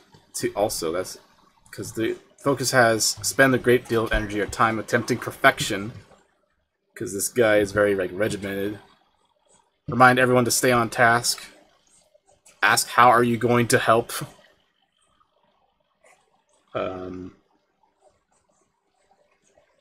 So yeah, the ones I'm feeling for this character are. I am. Sorry. Real quick, I am back, but I have to go to get my cat food because the store's about to close in like an hour. Oh, okay. So I'll still be here. Okay, you'll just be busy going out, getting the food, and then coming back. I can monitor your character sheet. So we're making the captain character now, and Zach wants to ask you something. Oh yeah, I was gonna say I like. So okay, Random. We've been talking about this character who's kind of like Sarge from Red vs. Blue, right? Okay. Okay, so like, I was thinking like, okay, in terms of like what an actor to imagine, just because this guy is fucking great, and if he ever shows up in Star Wars, it'd be awesome. I was thinking John Goodman.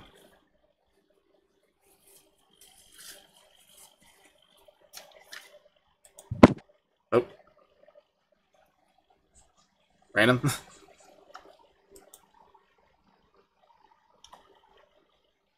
Anybody? I'm here. Okay. John Goodman's okay. Yeah, I like him better than Mike Clancy Brown pick. Yeah. Like, what'd you said? Did you say Clancy Brown?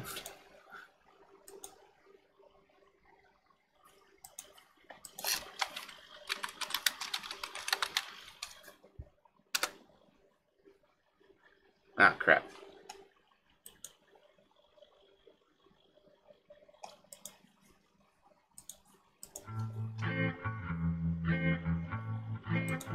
This is the technical difficulties now.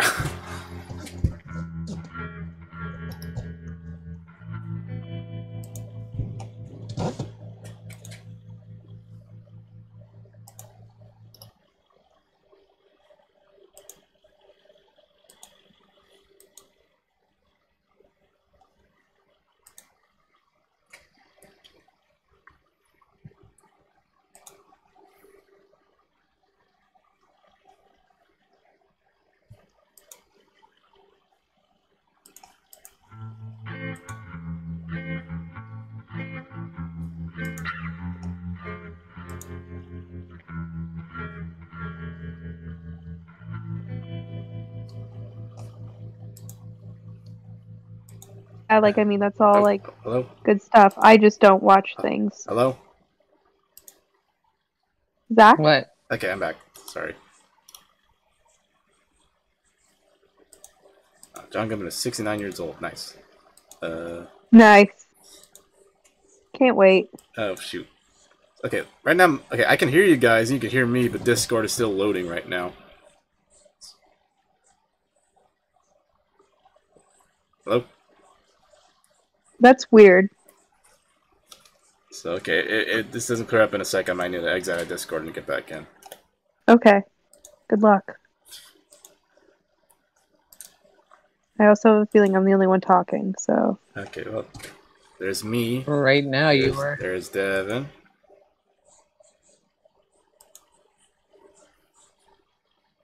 Okay, so like I'm thinking John Goodman because he's great. He's great in everything. As again, in terms of his traits that we'll pick, I was thinking like focused, austere, commanding, and zealous. But so far, we got to pick two of those. Not, and then which actions from there.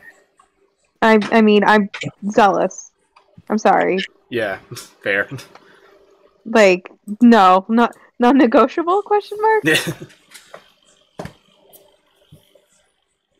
Like, I hold everyone at BBKT gunpoint, or I don't know, flame point. I know I have a lighter.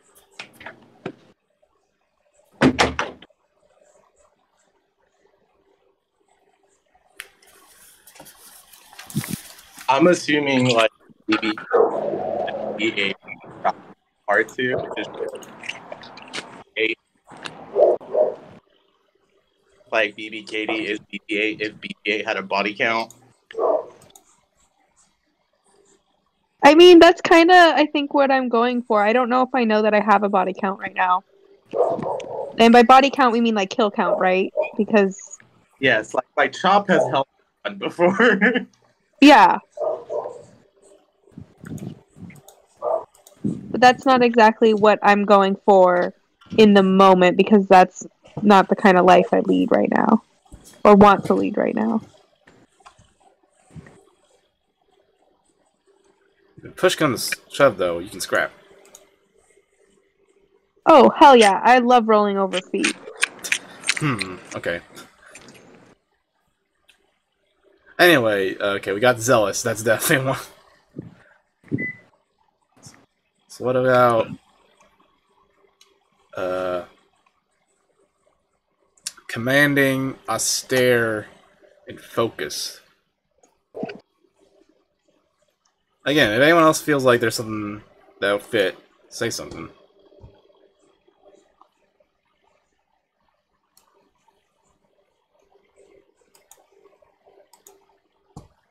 I feel like commanding and focused feels more like when I think of like austere. It's like I don't know. I don't picture the kind of character we're talking about. Well, again, let me say again what the austere actions are. There's hold your head up high, give someone harsh criticism, and demand someone change what they're doing to fit your values.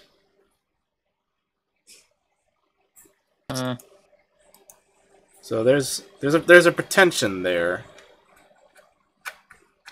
That doesn't feel right. Okay. But So then maybe commanding or focused. I'm thinking focus. Because that's like what this guy is. Like he's so focused on like his thing that he like I don't know how much he knows that his crew is bored. Fair. Like he might be so focused on like doing his job and doing like his part that he doesn't actually notice like that there's not a lot going on.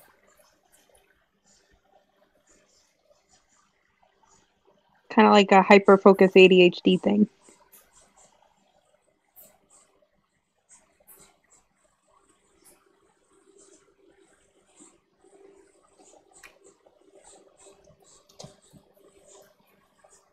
Yeah. Like, the way this word's commanding, this sounds more like someone, like, who actually, like, like, is, like, an intimidating, commanding presence. And, like, he might still have that, but it's less that, like, he's actually, like, commanding authority or whatever. More just the fact that, like, I am so focused on these drills and these ideas of what I'm going to do that it's got to be exactly like this. So that does seem like focus then, right? Yeah, Right. but like that. Not to imply that nobody on his base respects him. Like I think they all very much respect him. He's not a joke to them. Right. This is actually like I said before, this is a good person. This is a good individual Does who is like actually like technically speaking actually well respected. It's just he's zealous and focused. yeah, this is So, very by the book. yes.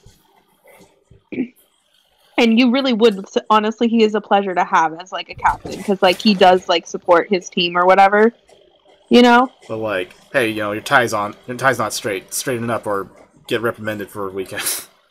Yeah, like oh yeah, like I mean he's kind of like a I don't know, not to throw my fandom in there, but it's kind of like a McGonagall in that sense where he's like very strict but like there's still like a loving like parental behind it, you know? Anyway, I need to take care of the dogs because it is 8 o'clock and my dog knows what that means. Okay. Oh yeah, how we're doing on time? I feel like we got at most like another hour. At least I'm good for at least another hour, if not another 2. Yeah, because I feel like as soon as like we're done making this guy up, we're gonna do the action, and that will probably be it for now. Okay. Yeah. Because yeah, I didn't want to get too far in this anyway, just because we don't have Jordan. So. Okay, so we got focus, and zealous. Okay, so we can have 1 to 2 moves that he can do. Real quick, because my manager yesterday told me she wants me in a little bit earlier today. So instead of 10:30, which is like what the cutoff was before, it's now 9:30 for me. So I'm good until 9:30. Okay, that's fair. And Devin, are you guys be able to stay awake? Yeah. Okay. Okay. Okay, so for focus, again, we got 1 to 2 moves here. He needs to have at least one, so he's gonna have 4 moves total, I think, but he needs at least 1 of each kind of move, like give a token, gain a token, spend a token. I think.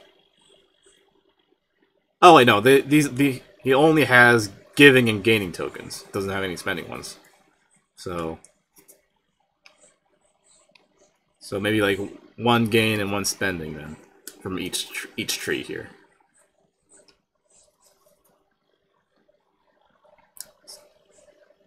Also, anyone think of any names for this guy?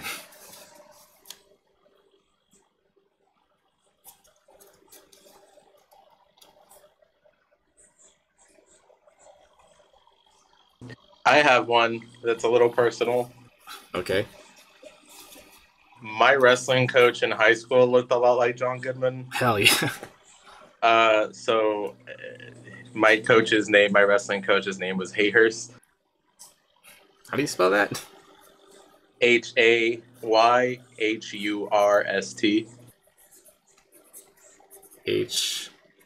Hurst. Okay. Never heard that name before. That sounds Star Wars. Yeah. So, Captain Hayhurst, then. Can it be Hayhurst? His first name Hay, last name Hurst?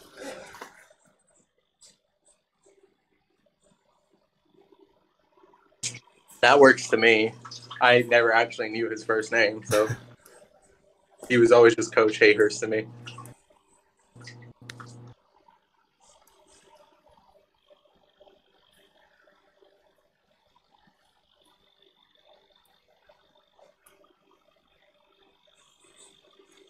Okay, so for focus, I'm feeling like the funds for focus we'll pick are remind everyone to stay on task and how are you going to help. The other one, spend a great deal of energy or time attempting perfection. Like, it's not that he couldn't do it, but it's less like, I don't know, like, it sounds more like, you know, he like very finickily tries to do like something like perfectly. And I'm not sure how often he's gonna do that, and as opposed to just like, you know, barking orders like everyone sounds like they're gonna do, you know. So, is everyone good with that? Staying on task and how are you going to help? Yeah, I'm good with that. Yeah. Okay. And then for zealous, there's state your beliefs. I think we're gonna get that one because that gives him a token. Then there's demand that someone lives up to his ideals, and then there's take things too far. I'm feeling more just demand someone lives up to his ideals, because you know. Yes, absolutely. Yeah. Okay. So those are his 4 moves then. Okay. So that's Captain Hayhurst. So I feel like Captain is like the most to be in charge of a small little outpost. Okay, so where were we? Sorry. I think we got a bit far off there. I think we were figuring out. We had Rockberg's moment of like something's wrong. Can actually, because I think we need to get this out of the way now, Zach. Can I play a scene with your character really quick? Oh, sure. Like me, Horong and Tito. Yeah, because I think it can be before this, it can be after the thing with the signals. But I think your character has to catch me fucking with the lightsaber. Okay. Remember, because why they're after me is I stole a lightsaber. And I like the idea of like Tito being in a secluded room and kind of pulling it out and inspecting it. And then it flies out of their hands and into your character's hand. Like he did the force pull the lightsaber thing. Uh-huh. And so I guess you can take it from there. I definitely feel like we need a scene like that. I'm not sure if we need it before or during this scene. But like I feel like it like the fact that you have the lightsaber should come up during, maybe it should come up like during like this sequence. But like, or maybe maybe we can establish that you saw me playing with it earlier. Yeah. But I didn't know. Yeah, I'm not sure if I'm gonna confront you about having it just yet. But like during the meeting you do that trick where you call it out and you're like, well, what about this? You know? Oh wait, during what meeting? Like during a meeting or something where we're figuring out what to do. Like that can be a trick up your sleeve. Like that can be a thing that you're holding on to, like a reveal. I just wanted to establish that you know what's going on when it comes to like Tito. Like you're starting to get the idea. Because I don't want that to become the elephant in the room that we're both force sensitive. You know?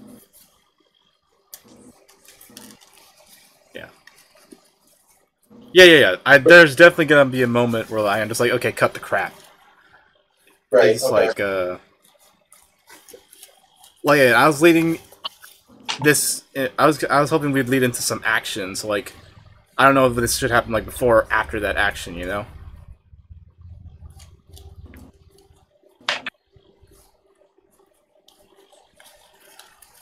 It'd be nice if, like, maybe we're getting too ahead of ourselves. Yeah, that's what I'm trying to avoid too. Yeah, okay.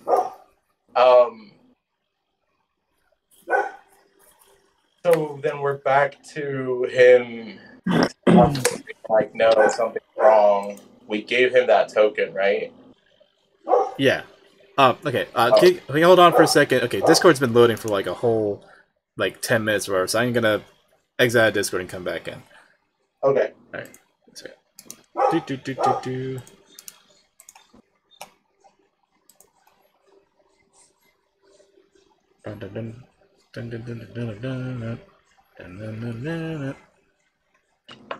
Okay, hello. Okay, I can see the chat. I can see the chat now. Okay, you're saying? So what does that lead to? What is him being like, oh, this is fake. This is a fake signal. What does that lead to? I feel like we're stuck at right now. Yeah. I feel like there's a little bit of like confusion. Like, yeah, what does that mean? And then it cuts back to maybe like the droid head. Okay, how about this? Like the download process for like the droid head, like it's still gonna take a minute because it's like downloading like several gigabytes or whatever. So it's in the process of downloading, and then we're just gonna have that hooked up there, and then we'll walk over and talk about this somewhere, And then it cuts back to that, and then like its eyes start blinking or whatever, and that's how it it activated like the stress signal. Okay. So like that's how we have that happen after, And then that's when like new bad guy ships come in. And I'm thinking like it's not the same ship that attacked earlier. It's not the cloaked ship, or if it is cloaked, it's not the same one. Because I feel like these ships are big enough to have like people. Because I don't want to. We're not being attacked by the droids again. We're being attacked by people. Right.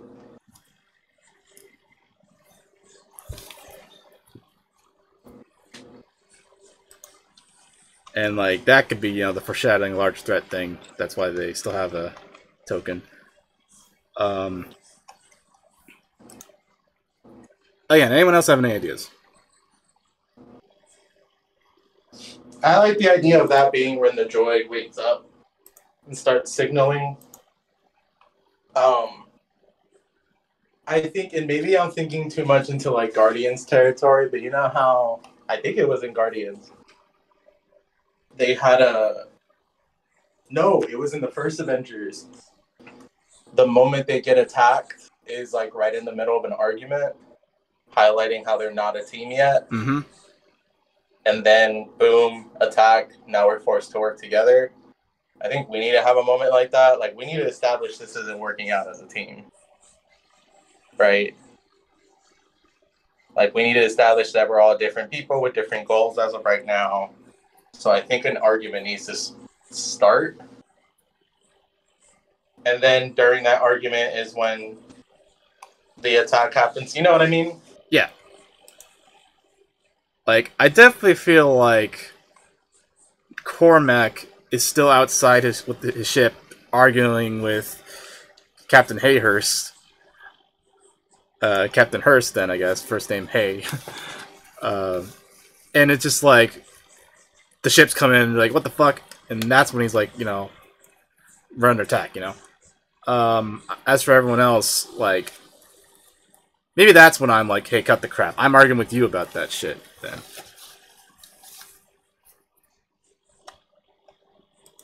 Okay. Again, Dev and Katie, anything you want to add to this? I just got done feeding the dogs. Okay, good. Up there, nice and stuff. Boomy's upset, but that's okay. He can deal with it. Tell Boomy I think he's a good boy. So I guess I like everything that's been said so far. What I would like to know is how do we know that the attack is incoming? Does the droid head start to beep? Or are we attacked? The droid head starts to beep. Maybe, like, the station, like, picks up some stuff on their scanners. So, like, is it the droid head starts to beep and immediately stuff is picked up on the scanners? Or, like, is it beeping for, like, a minute and then stuff is picked up? Like, how fast is this technology? How scared should we be? I'm not sure if it happens, like, immediately. I'm sure, like, it beeps for, like, a bit. But it's, like, quick enough that, like, everyone's caught off guard. Like, you can't exactly, like, say if it was beeping for like, I don't know, 5 minutes, you can't exactly like, rally up or escape the base in 5 minutes. Yeah, it's movie magic, It's like it moves at the speed of drama. Okay. I like the idea of like I like the idea of the droid beeping, then someone's like, oh shit, and before really we have any time to take action, we are surrounded, like ship-wise. And I kind of like the idea of the droid head then speaking to us, like the mandate is speaking to us through the droid head, and it's like, fucking Belko experiment style, you have such and such time to surrender and turn yourselves in before we just annihilate the base. Right? Like, they're a little bit cocky, they're a little bit like, we know you have no choice here, so we're just gonna draw this out. I'm thinking they wouldn't even give us the chance to surrender. I don't think that's the thing, like, I think they just want to wipe us out because they don't want to leave any witnesses. Right, but maybe we don't know that, and maybe that's something Tito and BB-8 can be like, hey, no. They're just going to kill you anyway. Okay. Because this is the moment where it's like, they could be saying that just to trick us into surrendering, then they shoot us in the back once they got us. Yeah, and then that's something that BB-8 and I can both be like, yeah, that's exactly what's going to happen. Don't fucking do that. And, like, maybe here is where they outright reveal, like, give us Tito or whatever. Or even, like, BB-8 too, like, give us Tito and the droid. Yeah, like... But at this point, I have a feeling that, do they know that all of us are together? They don't know what information either of us have. Yes. Or what we've shared with our crew. Right. So, wouldn't that mean everyone in our ship is now in danger? Yes. Cool. Thanks. I love it.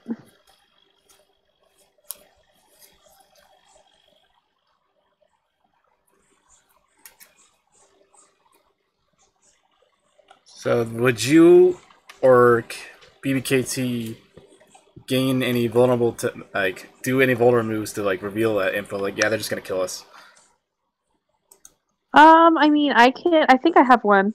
That lets me the defector. Oh, my Google Drive talk stopped loading. That's fucking rude. Oh, Brandon, you gonna say something?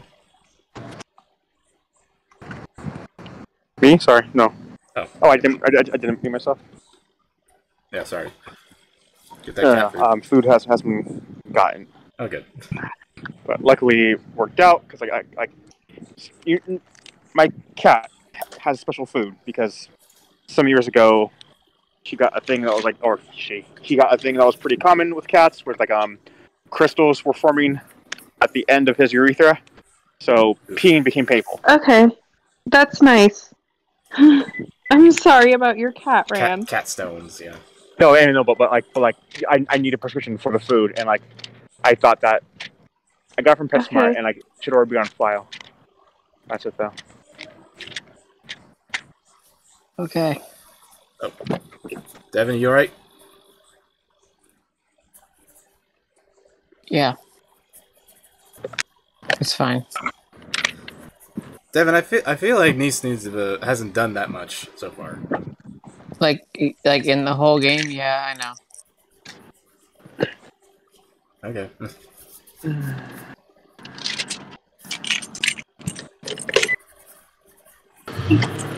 I don't. Where are we right now? What's the scene right now? Yeah, what is the scene? That's what's been going on. It's just I don't know what to say because I don't know what we're doing.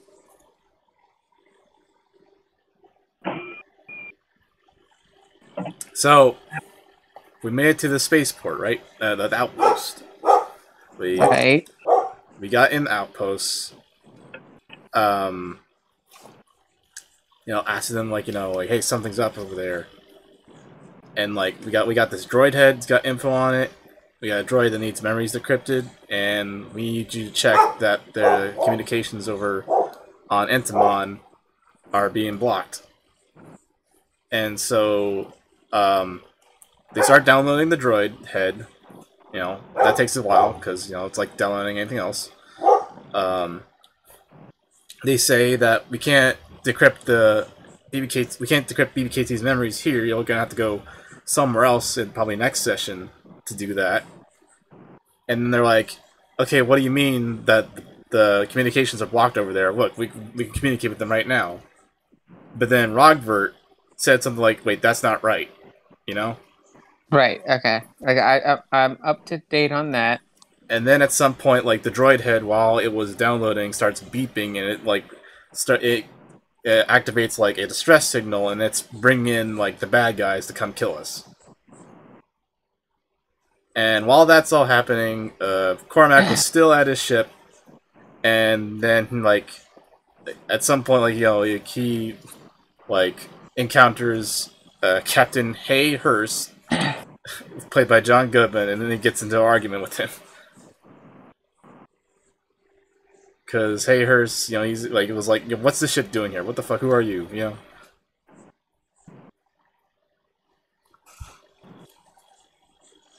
I think that's a summary of what happened so far, right?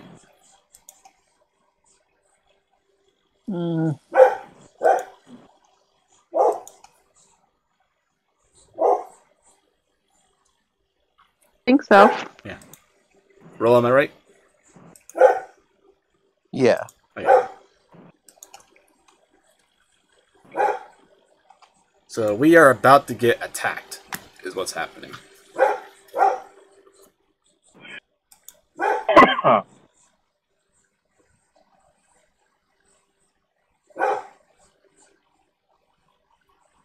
So is this a time where we fight, or is this a time where we escape?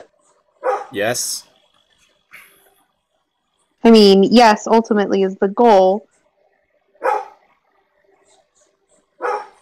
Like, but how much do we stay and fight? Like, does Cormac, like, hop in an X-Wing too? Does he?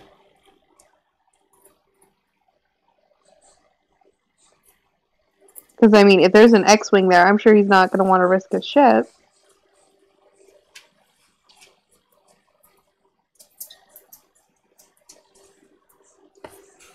I feel like we fight like a bit like within the station as much as we can until like something about like the station goes critical and we gotta escape,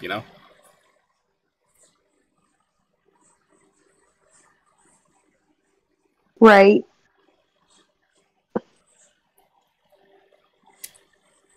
I don't want the station to blow up, though, or anything. Like, I want these people to be okay. I mean, some of them have to die to show how powerful the bad guys are, Katie. Yeah, I know, but not our captain. Captain Hayhurst will be fine, because he's got to be around to be the government dick. But,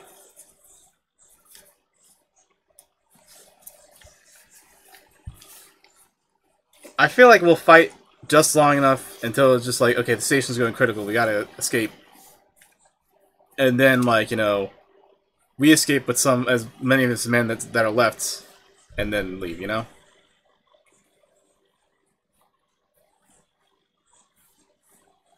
Okay.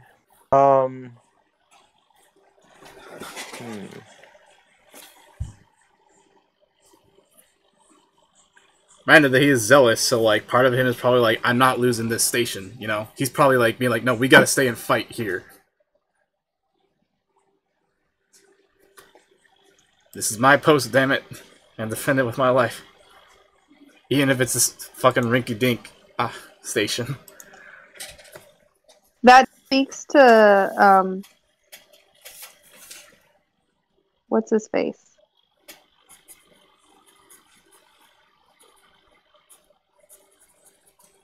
Caring about your tiny little community. Rogbert. Mm-hmm. So Rogbert's all like, probably sees a lot of himself in this man and is like, oh shit, that's respect. Yep.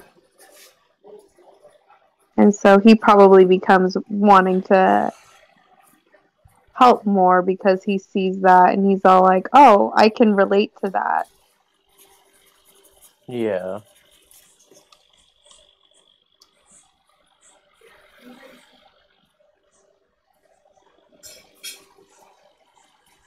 So I think this is what we do.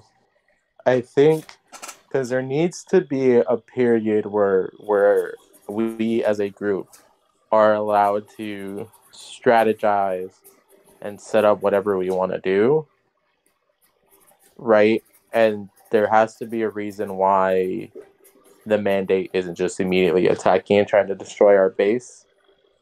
I think Hayhurst manages to put up one of those, I want to call them bubble shields, but they're just regular ass shields.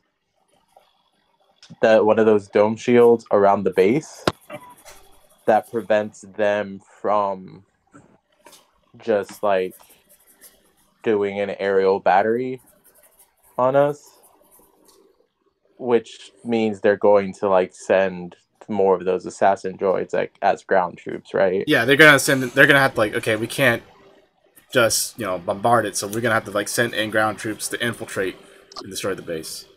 And then from there, like that should give us enough time narratively to come up, our character to come up with a plan and then set that plan into motion. Yeah. And like for our characters, I feel like this is something like Hayhurst is taking charge. He's like, hey, this is my base. I'm gonna defend the shit out of it. And we're just like, we're here too. It's like, can we? He's like, no, we need a bunch of people. You need to stay and help us fight, damn it. So we're just kind of along for the ride at this point with this guy. Yeah, that's kind of where I was thinking too.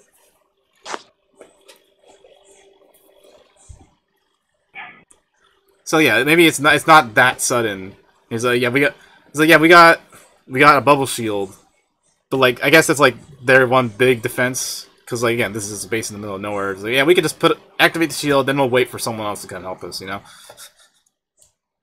or wait for whoever is attacking to get bored.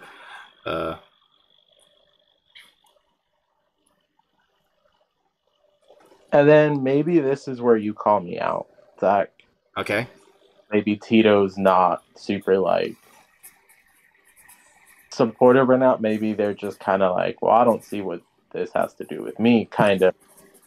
And then that's where you pull out the lightsaber and are like, cut the shit, and then kind of reveal that you put 2 and 2 together, and this is at least part of the reason why the Mandate are after us.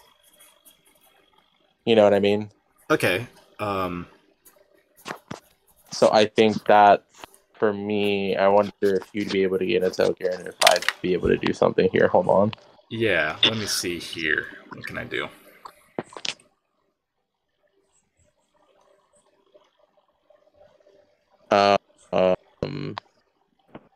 Mechanics, scoundrel. Yep. Okay.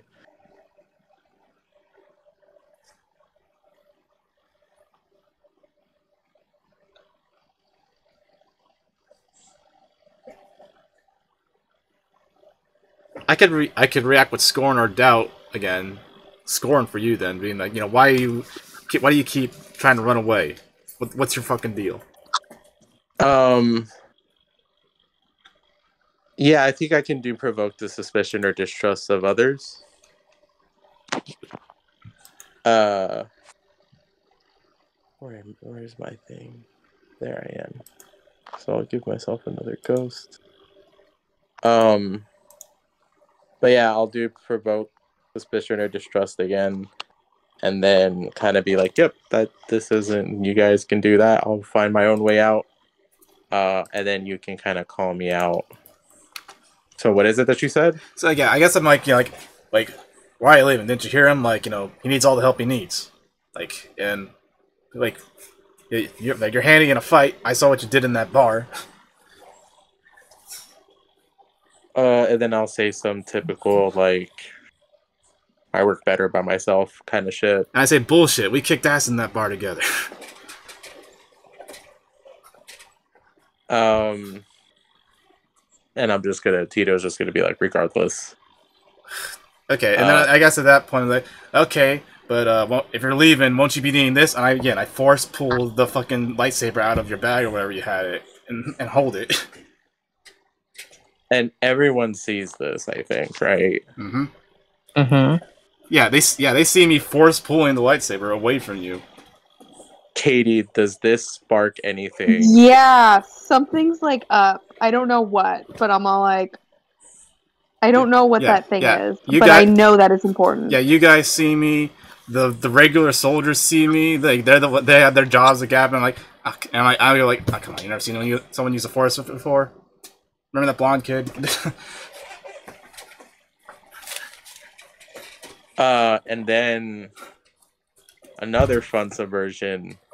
I pull it back, and then take it back, and I'm like, this doesn't concern you. I think it does now.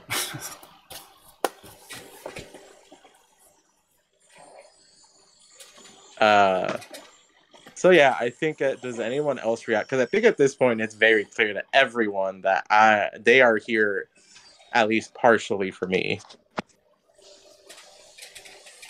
So how does everyone else feel about that character-wise? Like, is anyone else going to be pissed about that? Has anyone else got more questions? Like, what is going on here?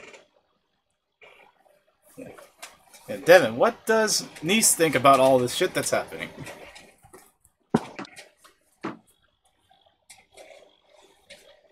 I think Nice is kind of overwhelmed. Like, she didn't think, like, it would get this, like, there wouldn't be, like, droid assassins and secret warships, and now there's a lightsaber and 2 Force users in a galaxy that hasn't seen, like, publicly, like, them, like, that we know of, like, seems like, I think Nice is sort of thinking, like, holy shit, what did I stumble into?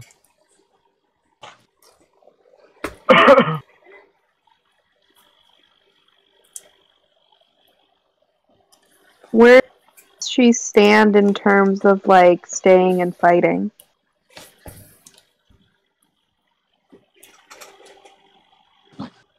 Well, she's already seen what they've tried to do with the assassin droids. I don't think she's under any pretenses of like, well, maybe we can talk it out. Devin, in terms of what you can do for moves, and for a vulnerable move, there's been, what have you been hiding from me? That's all this shit that's happening. Right. Lateral moves, you can there's what would get you to side with me or my cause right now, or show someone you believe in them. Strong move, you can de-escalate conflict between parties with a common goal. That's just some ideas of what you could do at this moment.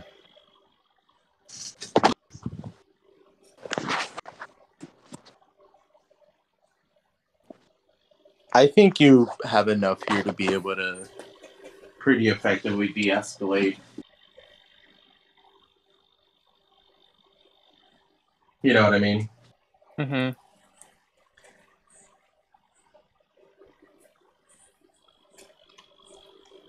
Give me 1 second. Brandon, are you home yet? Almost. Okay. I don't want to bug you until you're exactly home. I'm gonna bug you. Howdy doofy, howdy doofy, howdy doofy. Let's see. What can the captain do? Let's see here.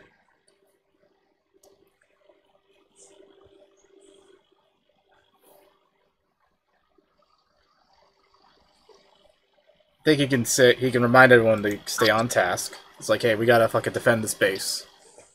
And gain a token. Probably, if anyone needs one, he could also ask someone, how are you going to help?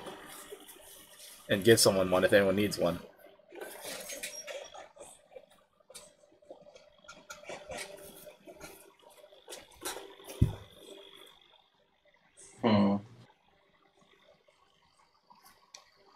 So, how does going back to the de-escalation thing, Devin? How does Nice de-escalate the situation? You think? Well, she does. If that, yeah, I think there's enough there. But if you have another idea, or if you want to do anything right now, Yeah. Let me get back up there. Yeah. So I think she sees like the forced tug of war between you and Warong. And like just sort of gets between you and like puts her hand on the lightsaber and just talks to both of you. It's like, guys. I go. I think like also when you grab like you do straight up like grab it like right between us like tugging it between with the horse. Mm-hmm. Okay, I think when you do that, I start going like, "Are you also?" You just go no. you're Can you also? No, I cannot. I can grab it though. Warong, Tito. Yeah. Yes, ma'am. Yeah. Is it the time? Probably not. But Probably not. Let's try to focus on the threat at hand, and we can then we could sort this out once we have more when we have a less stressful environment to discuss these things. Should you imply that you have questions for both of them? As your local, I I don't think right now. I think just right now, she's just like, hey, ship with killer people on it or killer robots on it. Like, can we not?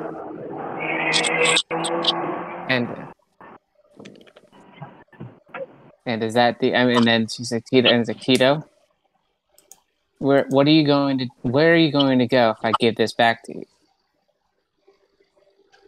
away from them, And where are you going to go then? I kind of gesture to the droid, and I'm like, And how are you going to get away from everyone? How are you going to get away from the ship outside with the killer robots on it? You basically just keep asking questions until Tito can't answer them anymore. Yeah. Like, Tito's plan is basically I'll figure it out, but yeah. So how are you going to get? How are you going to get out the space station, Tito? I think just start kind of stammering. Captain Hurst will say something like, "If you take one of our ships, we'll hunt you down." So then, yeah, 2 people hunting you. I mean, even before that, Tito, let's assume you took one of the spaceships. Let's assume you took Cormac's spaceship. Let's assume you took any spaceship in this flight. Can Cormac go like, where hey! are you gonna go once you? Where are you gonna go once you get out of the hangar? Not where are you going to land, but once you exit the hangar, what's your next step? I'll figure it out. I think the ship outside already figured out what they're gonna do if they see you.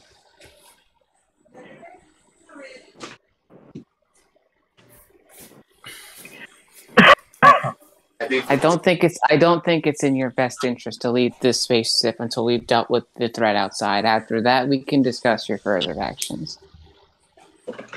And Tito just kind of quietly will sit back down or kind of sit back and, Thank you. Point proven, I guess.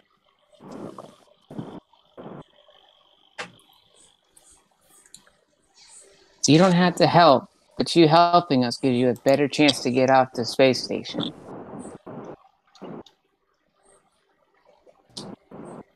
And we could use your help. It'll give everyone a chance to get out the space station.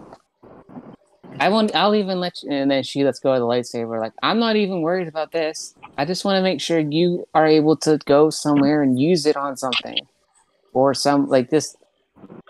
Not someone, please. I mean, not someone, but preferably something bad. Something evil, like a droid, like these droids. Sorry, Kate. Wow. No, that Or you whatever. basically go "Wah," like a droid would go. Yeah. That's racist. Man. Wrong. Yep. I think I'm gonna, because you said something. Oh, so that you can do that on something. I'm assuming you're talking about the lightsaber. Yeah. When you say that, I'm gonna do a vulnerable move. Which is tell someone something secret or guarded about yourself. Okay. And I'm just gonna kind of look down, kind of sheepishly, quietly be like, I don't even know how to turn it on. I say you press the button. So it's like, and then Tito's gonna like look at you and then like press it very exaggeratingly, and it doesn't turn on. Like, I tried that, you fucking idiot. You know what I mean? Okay, I guess it's broken. Okay. wrong. Would you be able to help him turn it on if we figure this situation out? Oh my god, yeah. Continue this thought. Continue this conversation. In theory. Yeah, I guess I could. If I handed you this lightsaber, would you be able to turn it on?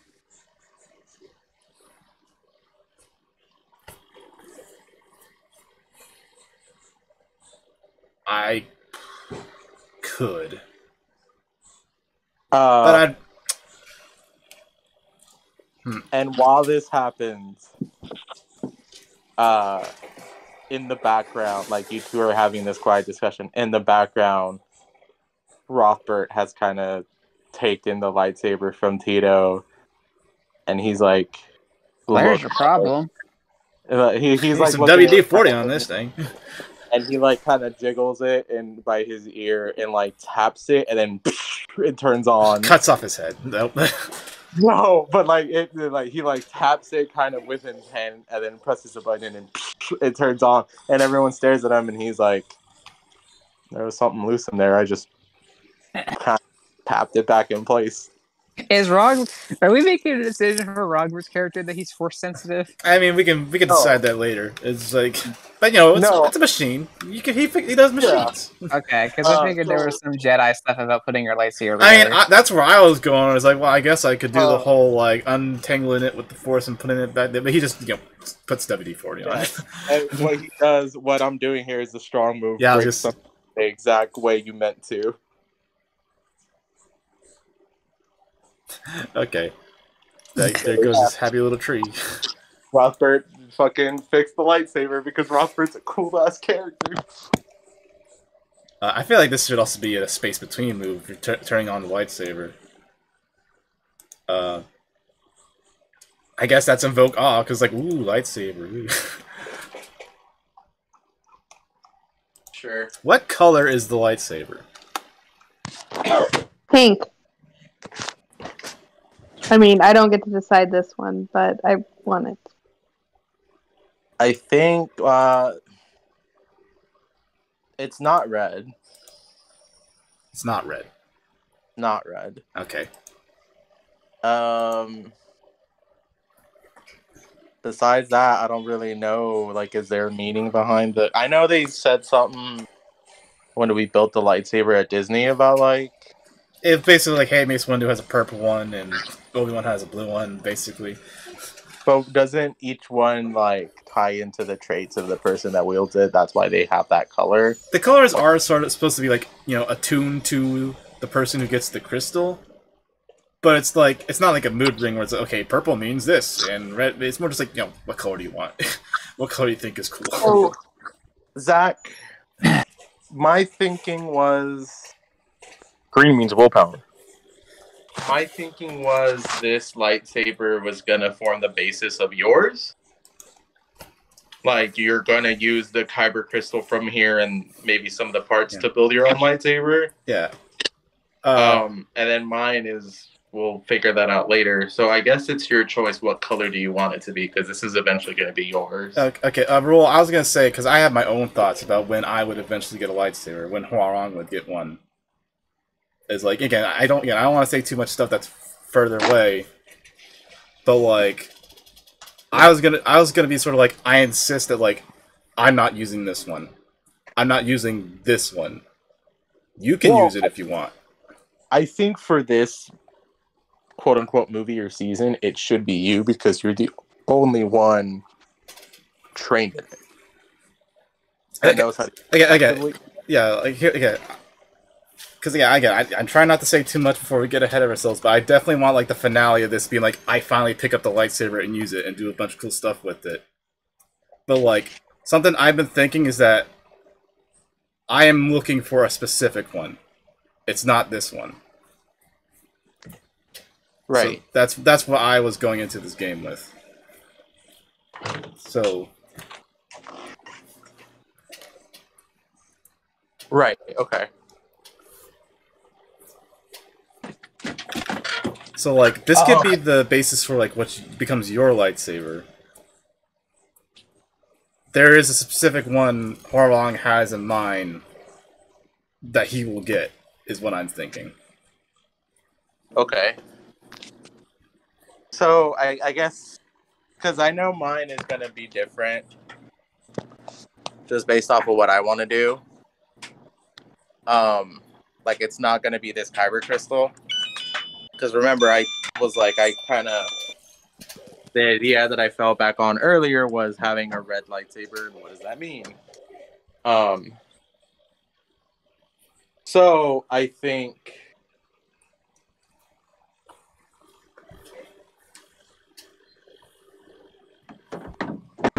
maybe it's just blue. Okay, fine. Fucking boring. Or it could be yellow. It could be race color. It could be purple. It could be any color you want. We can do purple. Okay. But I just no, this is a joke. You know that song that goes like I could be blue, I could be yellow. I don't know how it goes. It just names a bunch of fucking colors. My hesitation. It's a TikTok song.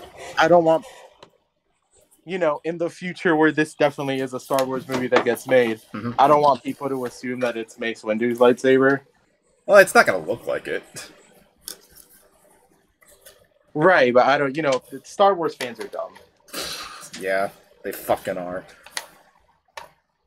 So I don't want there to be any chance of people be like, "This is Mace Windu's lightsaber." Yeah, so it's blue, so it's just like all the billions of other blue lightsabers that they keep. Right. I mean, okay, we can decide the color later. This doesn't be that important. I think the main thing is just like, is it red or not? Because red would be like scary and be like, what does that mean? I don't know. No. Also, I'll tell this rule: if you want a red lightsaber and it not to be evil, like we could talk about that. I'm fine with that. Because like you know what? Before like Attack of the Clones, there were Jedi that straight up had red lightsabers.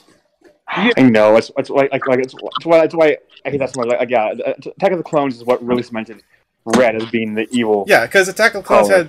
Because like okay, before Attack of the Clones, there was the game Jedi Power Battles for the PlayStation and Dreamcast.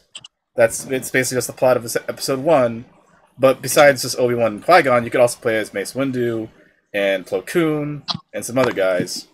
One of them I think was Adi Gallia, that the lady who got fucking horned by the big stupid Savage Opress. Yeah. So like she had a red lightsaber in that game.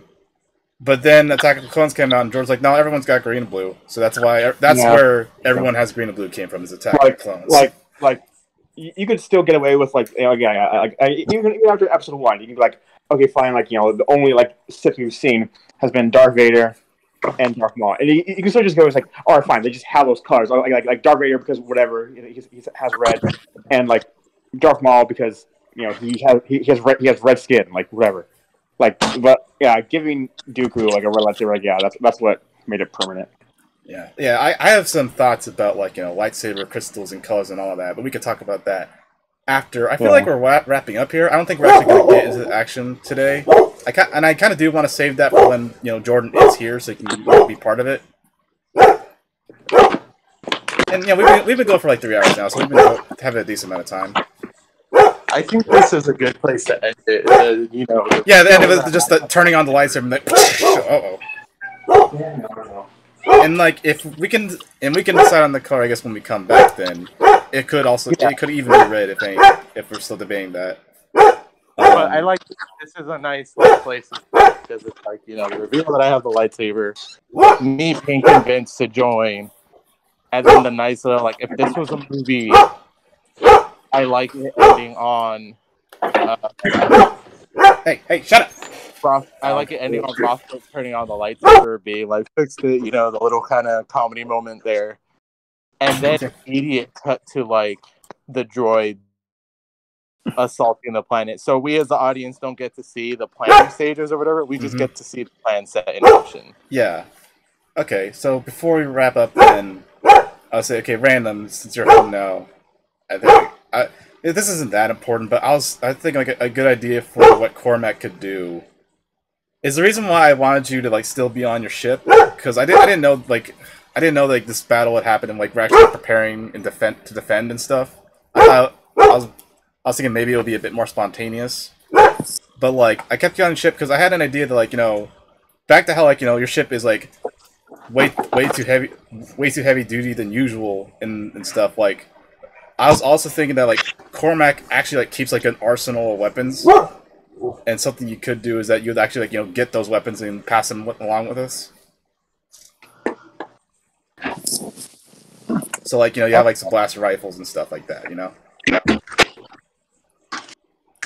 Hell yeah. And that can be like a character later, like, why do you have so much stuff? Yeah, why do you have so many guns, dude? We're literally at a base. We could have gotten guns. One of my favorite tropes. Where it's all like why do you have too many weapons? Yeah. Cormac straight up has the fucking Tremors wall from the best scene in Tremors in his ship. Yes. In real life, no. Yeah. Terrifying. Fiction, yes. Hilarious. Yes. Fantastic. Is that something you're cool with, Random? Random?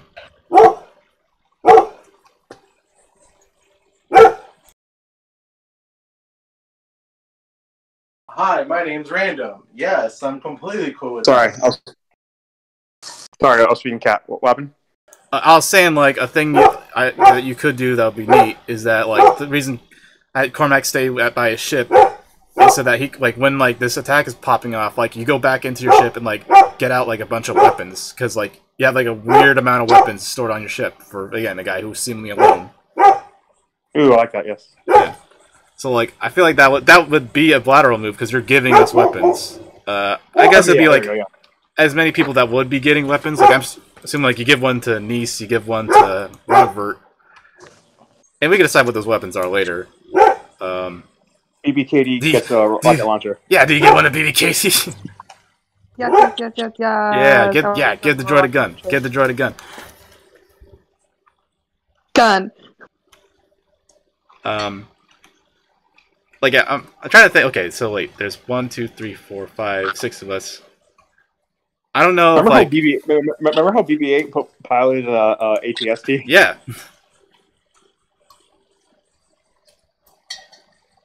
And like, I think like Finn was like, BB-8, you killed. And then BB-8 was like, more. Yeah, it was pretty badass. BB-8's BB great, honestly. And I don't know that BB-8 exists in this universe. BB-8 exists even yet. I try to think what move does the ace have that could be this. I was thinking a lateral move, but the lateral moves are ask person for help or guidance, or how can I best encourage you to give you hope right now? I guess that could just be guns, but You can be. Don't you also get a token if you say we've got company? that's true. I just don't know if maybe you said that to Captain Hurst then, when in the middle of you arguing. So then that that comes into play. So that would give you one more token. That would give you 5 tokens. Do you want to spend all 5 of your tokens to give all of us weapons? I feel like that's only one action though, because it's technically, yeah, everyone gets a weapon, but it's still like all one action. I'm just thinking hey, getting a weapon for someone is a pretty straight up lateral moves. Okay, I give you a weapon. Now you have a token.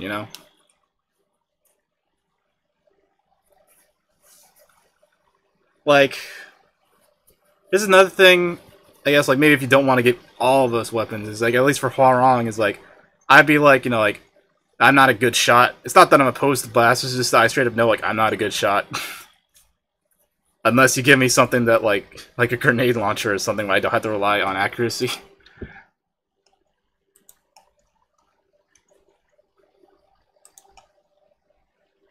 Yeah. Sorry if I'm playing your character a bit for you at random. Oh, dang it! Ah, come on, we're almost done.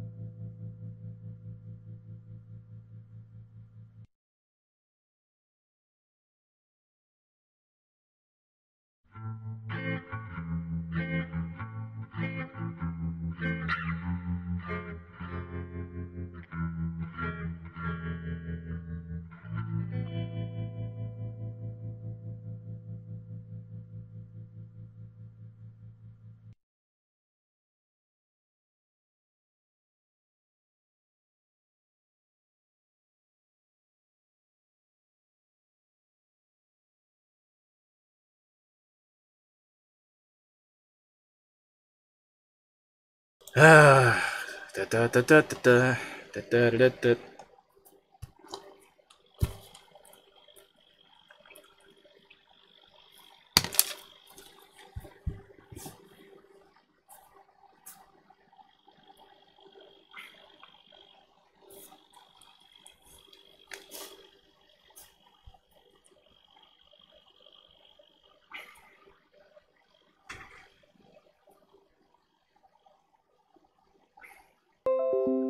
Ah, come on, hurry up.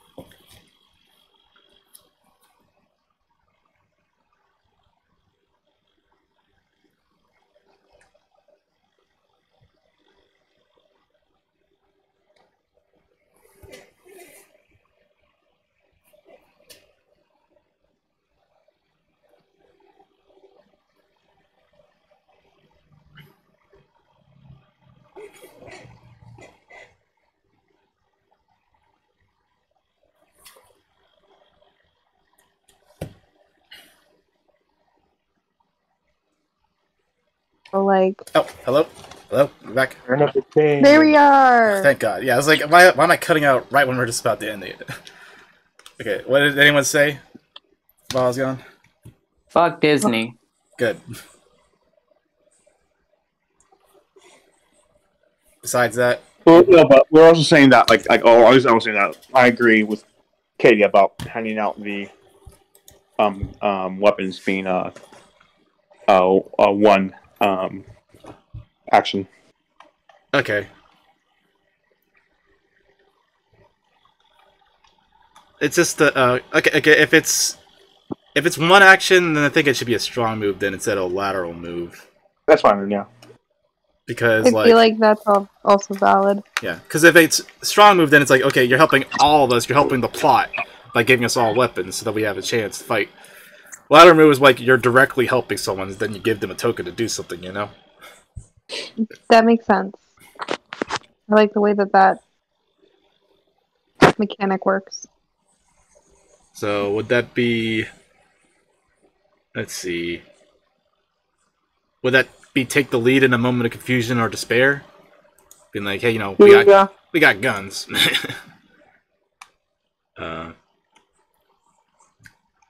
So okay, you spend one. Did you also gain one from saying we got company? I find if you did. This is like, okay, so then you still have 4 tokens left. Yeah. Man, this whole session has just been us farming tokens, if anything. I mean, that gives us stuff to do with the next session, you know? Yeah, That's a pretty good second act, honestly. Like, I mean, I think the point in this game is to have a bunch of vulnerable or whatever acts, and then have the strong acts, like, you know. Okay, so yeah. Random, you pass out the guns. Like, anything specific that's is interesting? Like, okay, what guns does everyone want to have, then?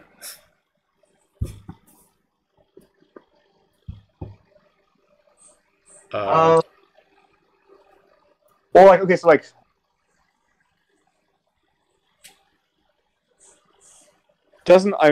am I giving everyone basically better weapons then? Because doesn't everyone already have a weapon? Because we were in a fight earlier. I mean, I don't have a blaster. Okay. Like, I don't know if Roll has a blaster. I do not. And okay.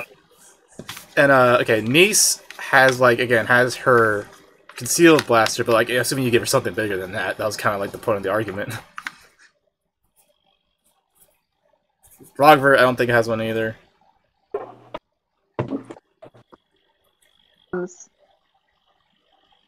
And or arms. Yeah, and also I feel like these have to be something about these is okay, these are better than what we could just get out of the Space's armory, you know? If not them being totally different than just blaster rifles, it's just okay, these are better blaster rifles, you know? Better than your standard issue A280s or whatever. And I feel like this should gain the ire of Captain Hurst being like, who the fuck are you? You know? Why do you have all these guns? Why do you have this big ship?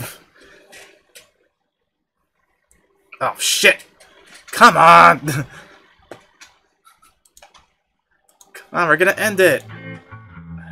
Fucking Wi-Fi.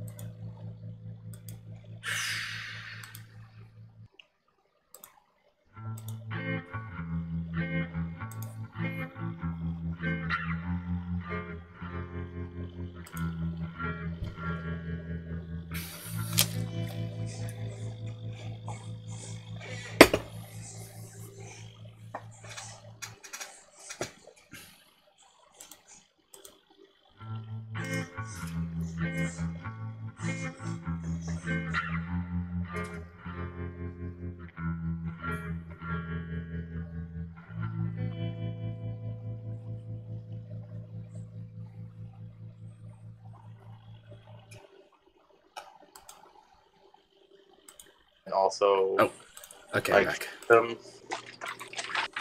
Sorry about that. Okay, we need to wrap up.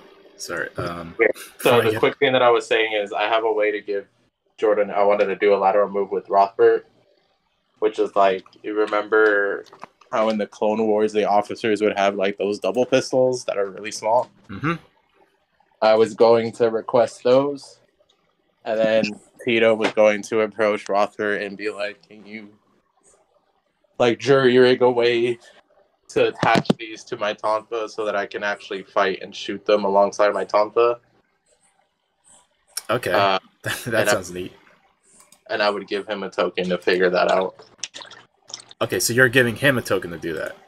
Yeah, it's a lateral move because I'm calling on someone I know for a favor. Okay, so you spend a token and you give him a token. Okay, I'll post a token for him then, and you can delete a token. Yeah. Okay, so yeah, yeah. So oh, okay. Sorry about that. I'm trying to just go ahead and wrap it up now. Okay. Yeah. So like that weapon stuff. If anyone else said anything while I was gone, we can get it sorted when we come back. That's not as good of a beat to end on as the lightsaber, but that's just what was on my mind while Rand was, out driving. Yeah. So like, yeah. I guess, yeah, the beat we ended on was Robert turning on the lightsaber. I guess another thing, just like as another good like menacing cliffhanger, maybe this could be another, probably bigger threat thing for bad guys. So I've been thinking, who are we getting attacked by? Aren't droids. We're being attacked by people. It's not the Stalker droids that we were attacked by earlier. Because I feel like the Stalker droids are more like scouts or whatever. Like they attack things when they could before like there's like a need for like a full combat if they can, and that's why they also like disintegrate if they get destroyed, so they don't leave any proof. Right. So we're getting attacked by like an attack where it's like we are not going to leave any survivors, or if we are, we're going to capture them and then kill them or do whatever we're going to do with them. So we are being attacked by people. And so, like, whenever, like, their drop ships or whatever, like, finally dock and then start coming through, like, or, like, maybe it's like the last shot we end on, before they even, like, breach the station, is, like, them inside their drop ship, like, at the beginning of Force Awakens, where the stormtroopers are inside their drop ship.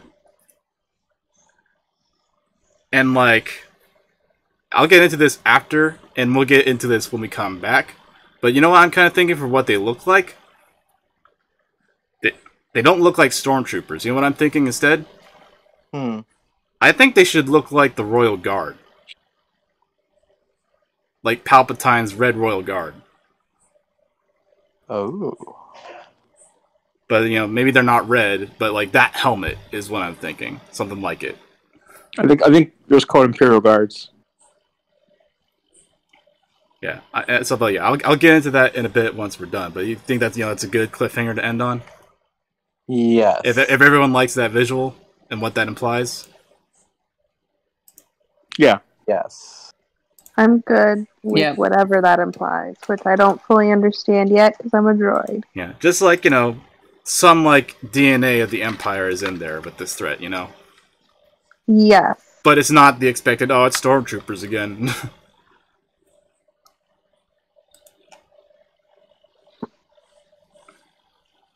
Okay, so I think we're good for now. We'll be back, hopefully with Jordan. And hopefully around this same time next week. Alright. Okay, alright, so I'll stop the recording then. See everybody later. Cool.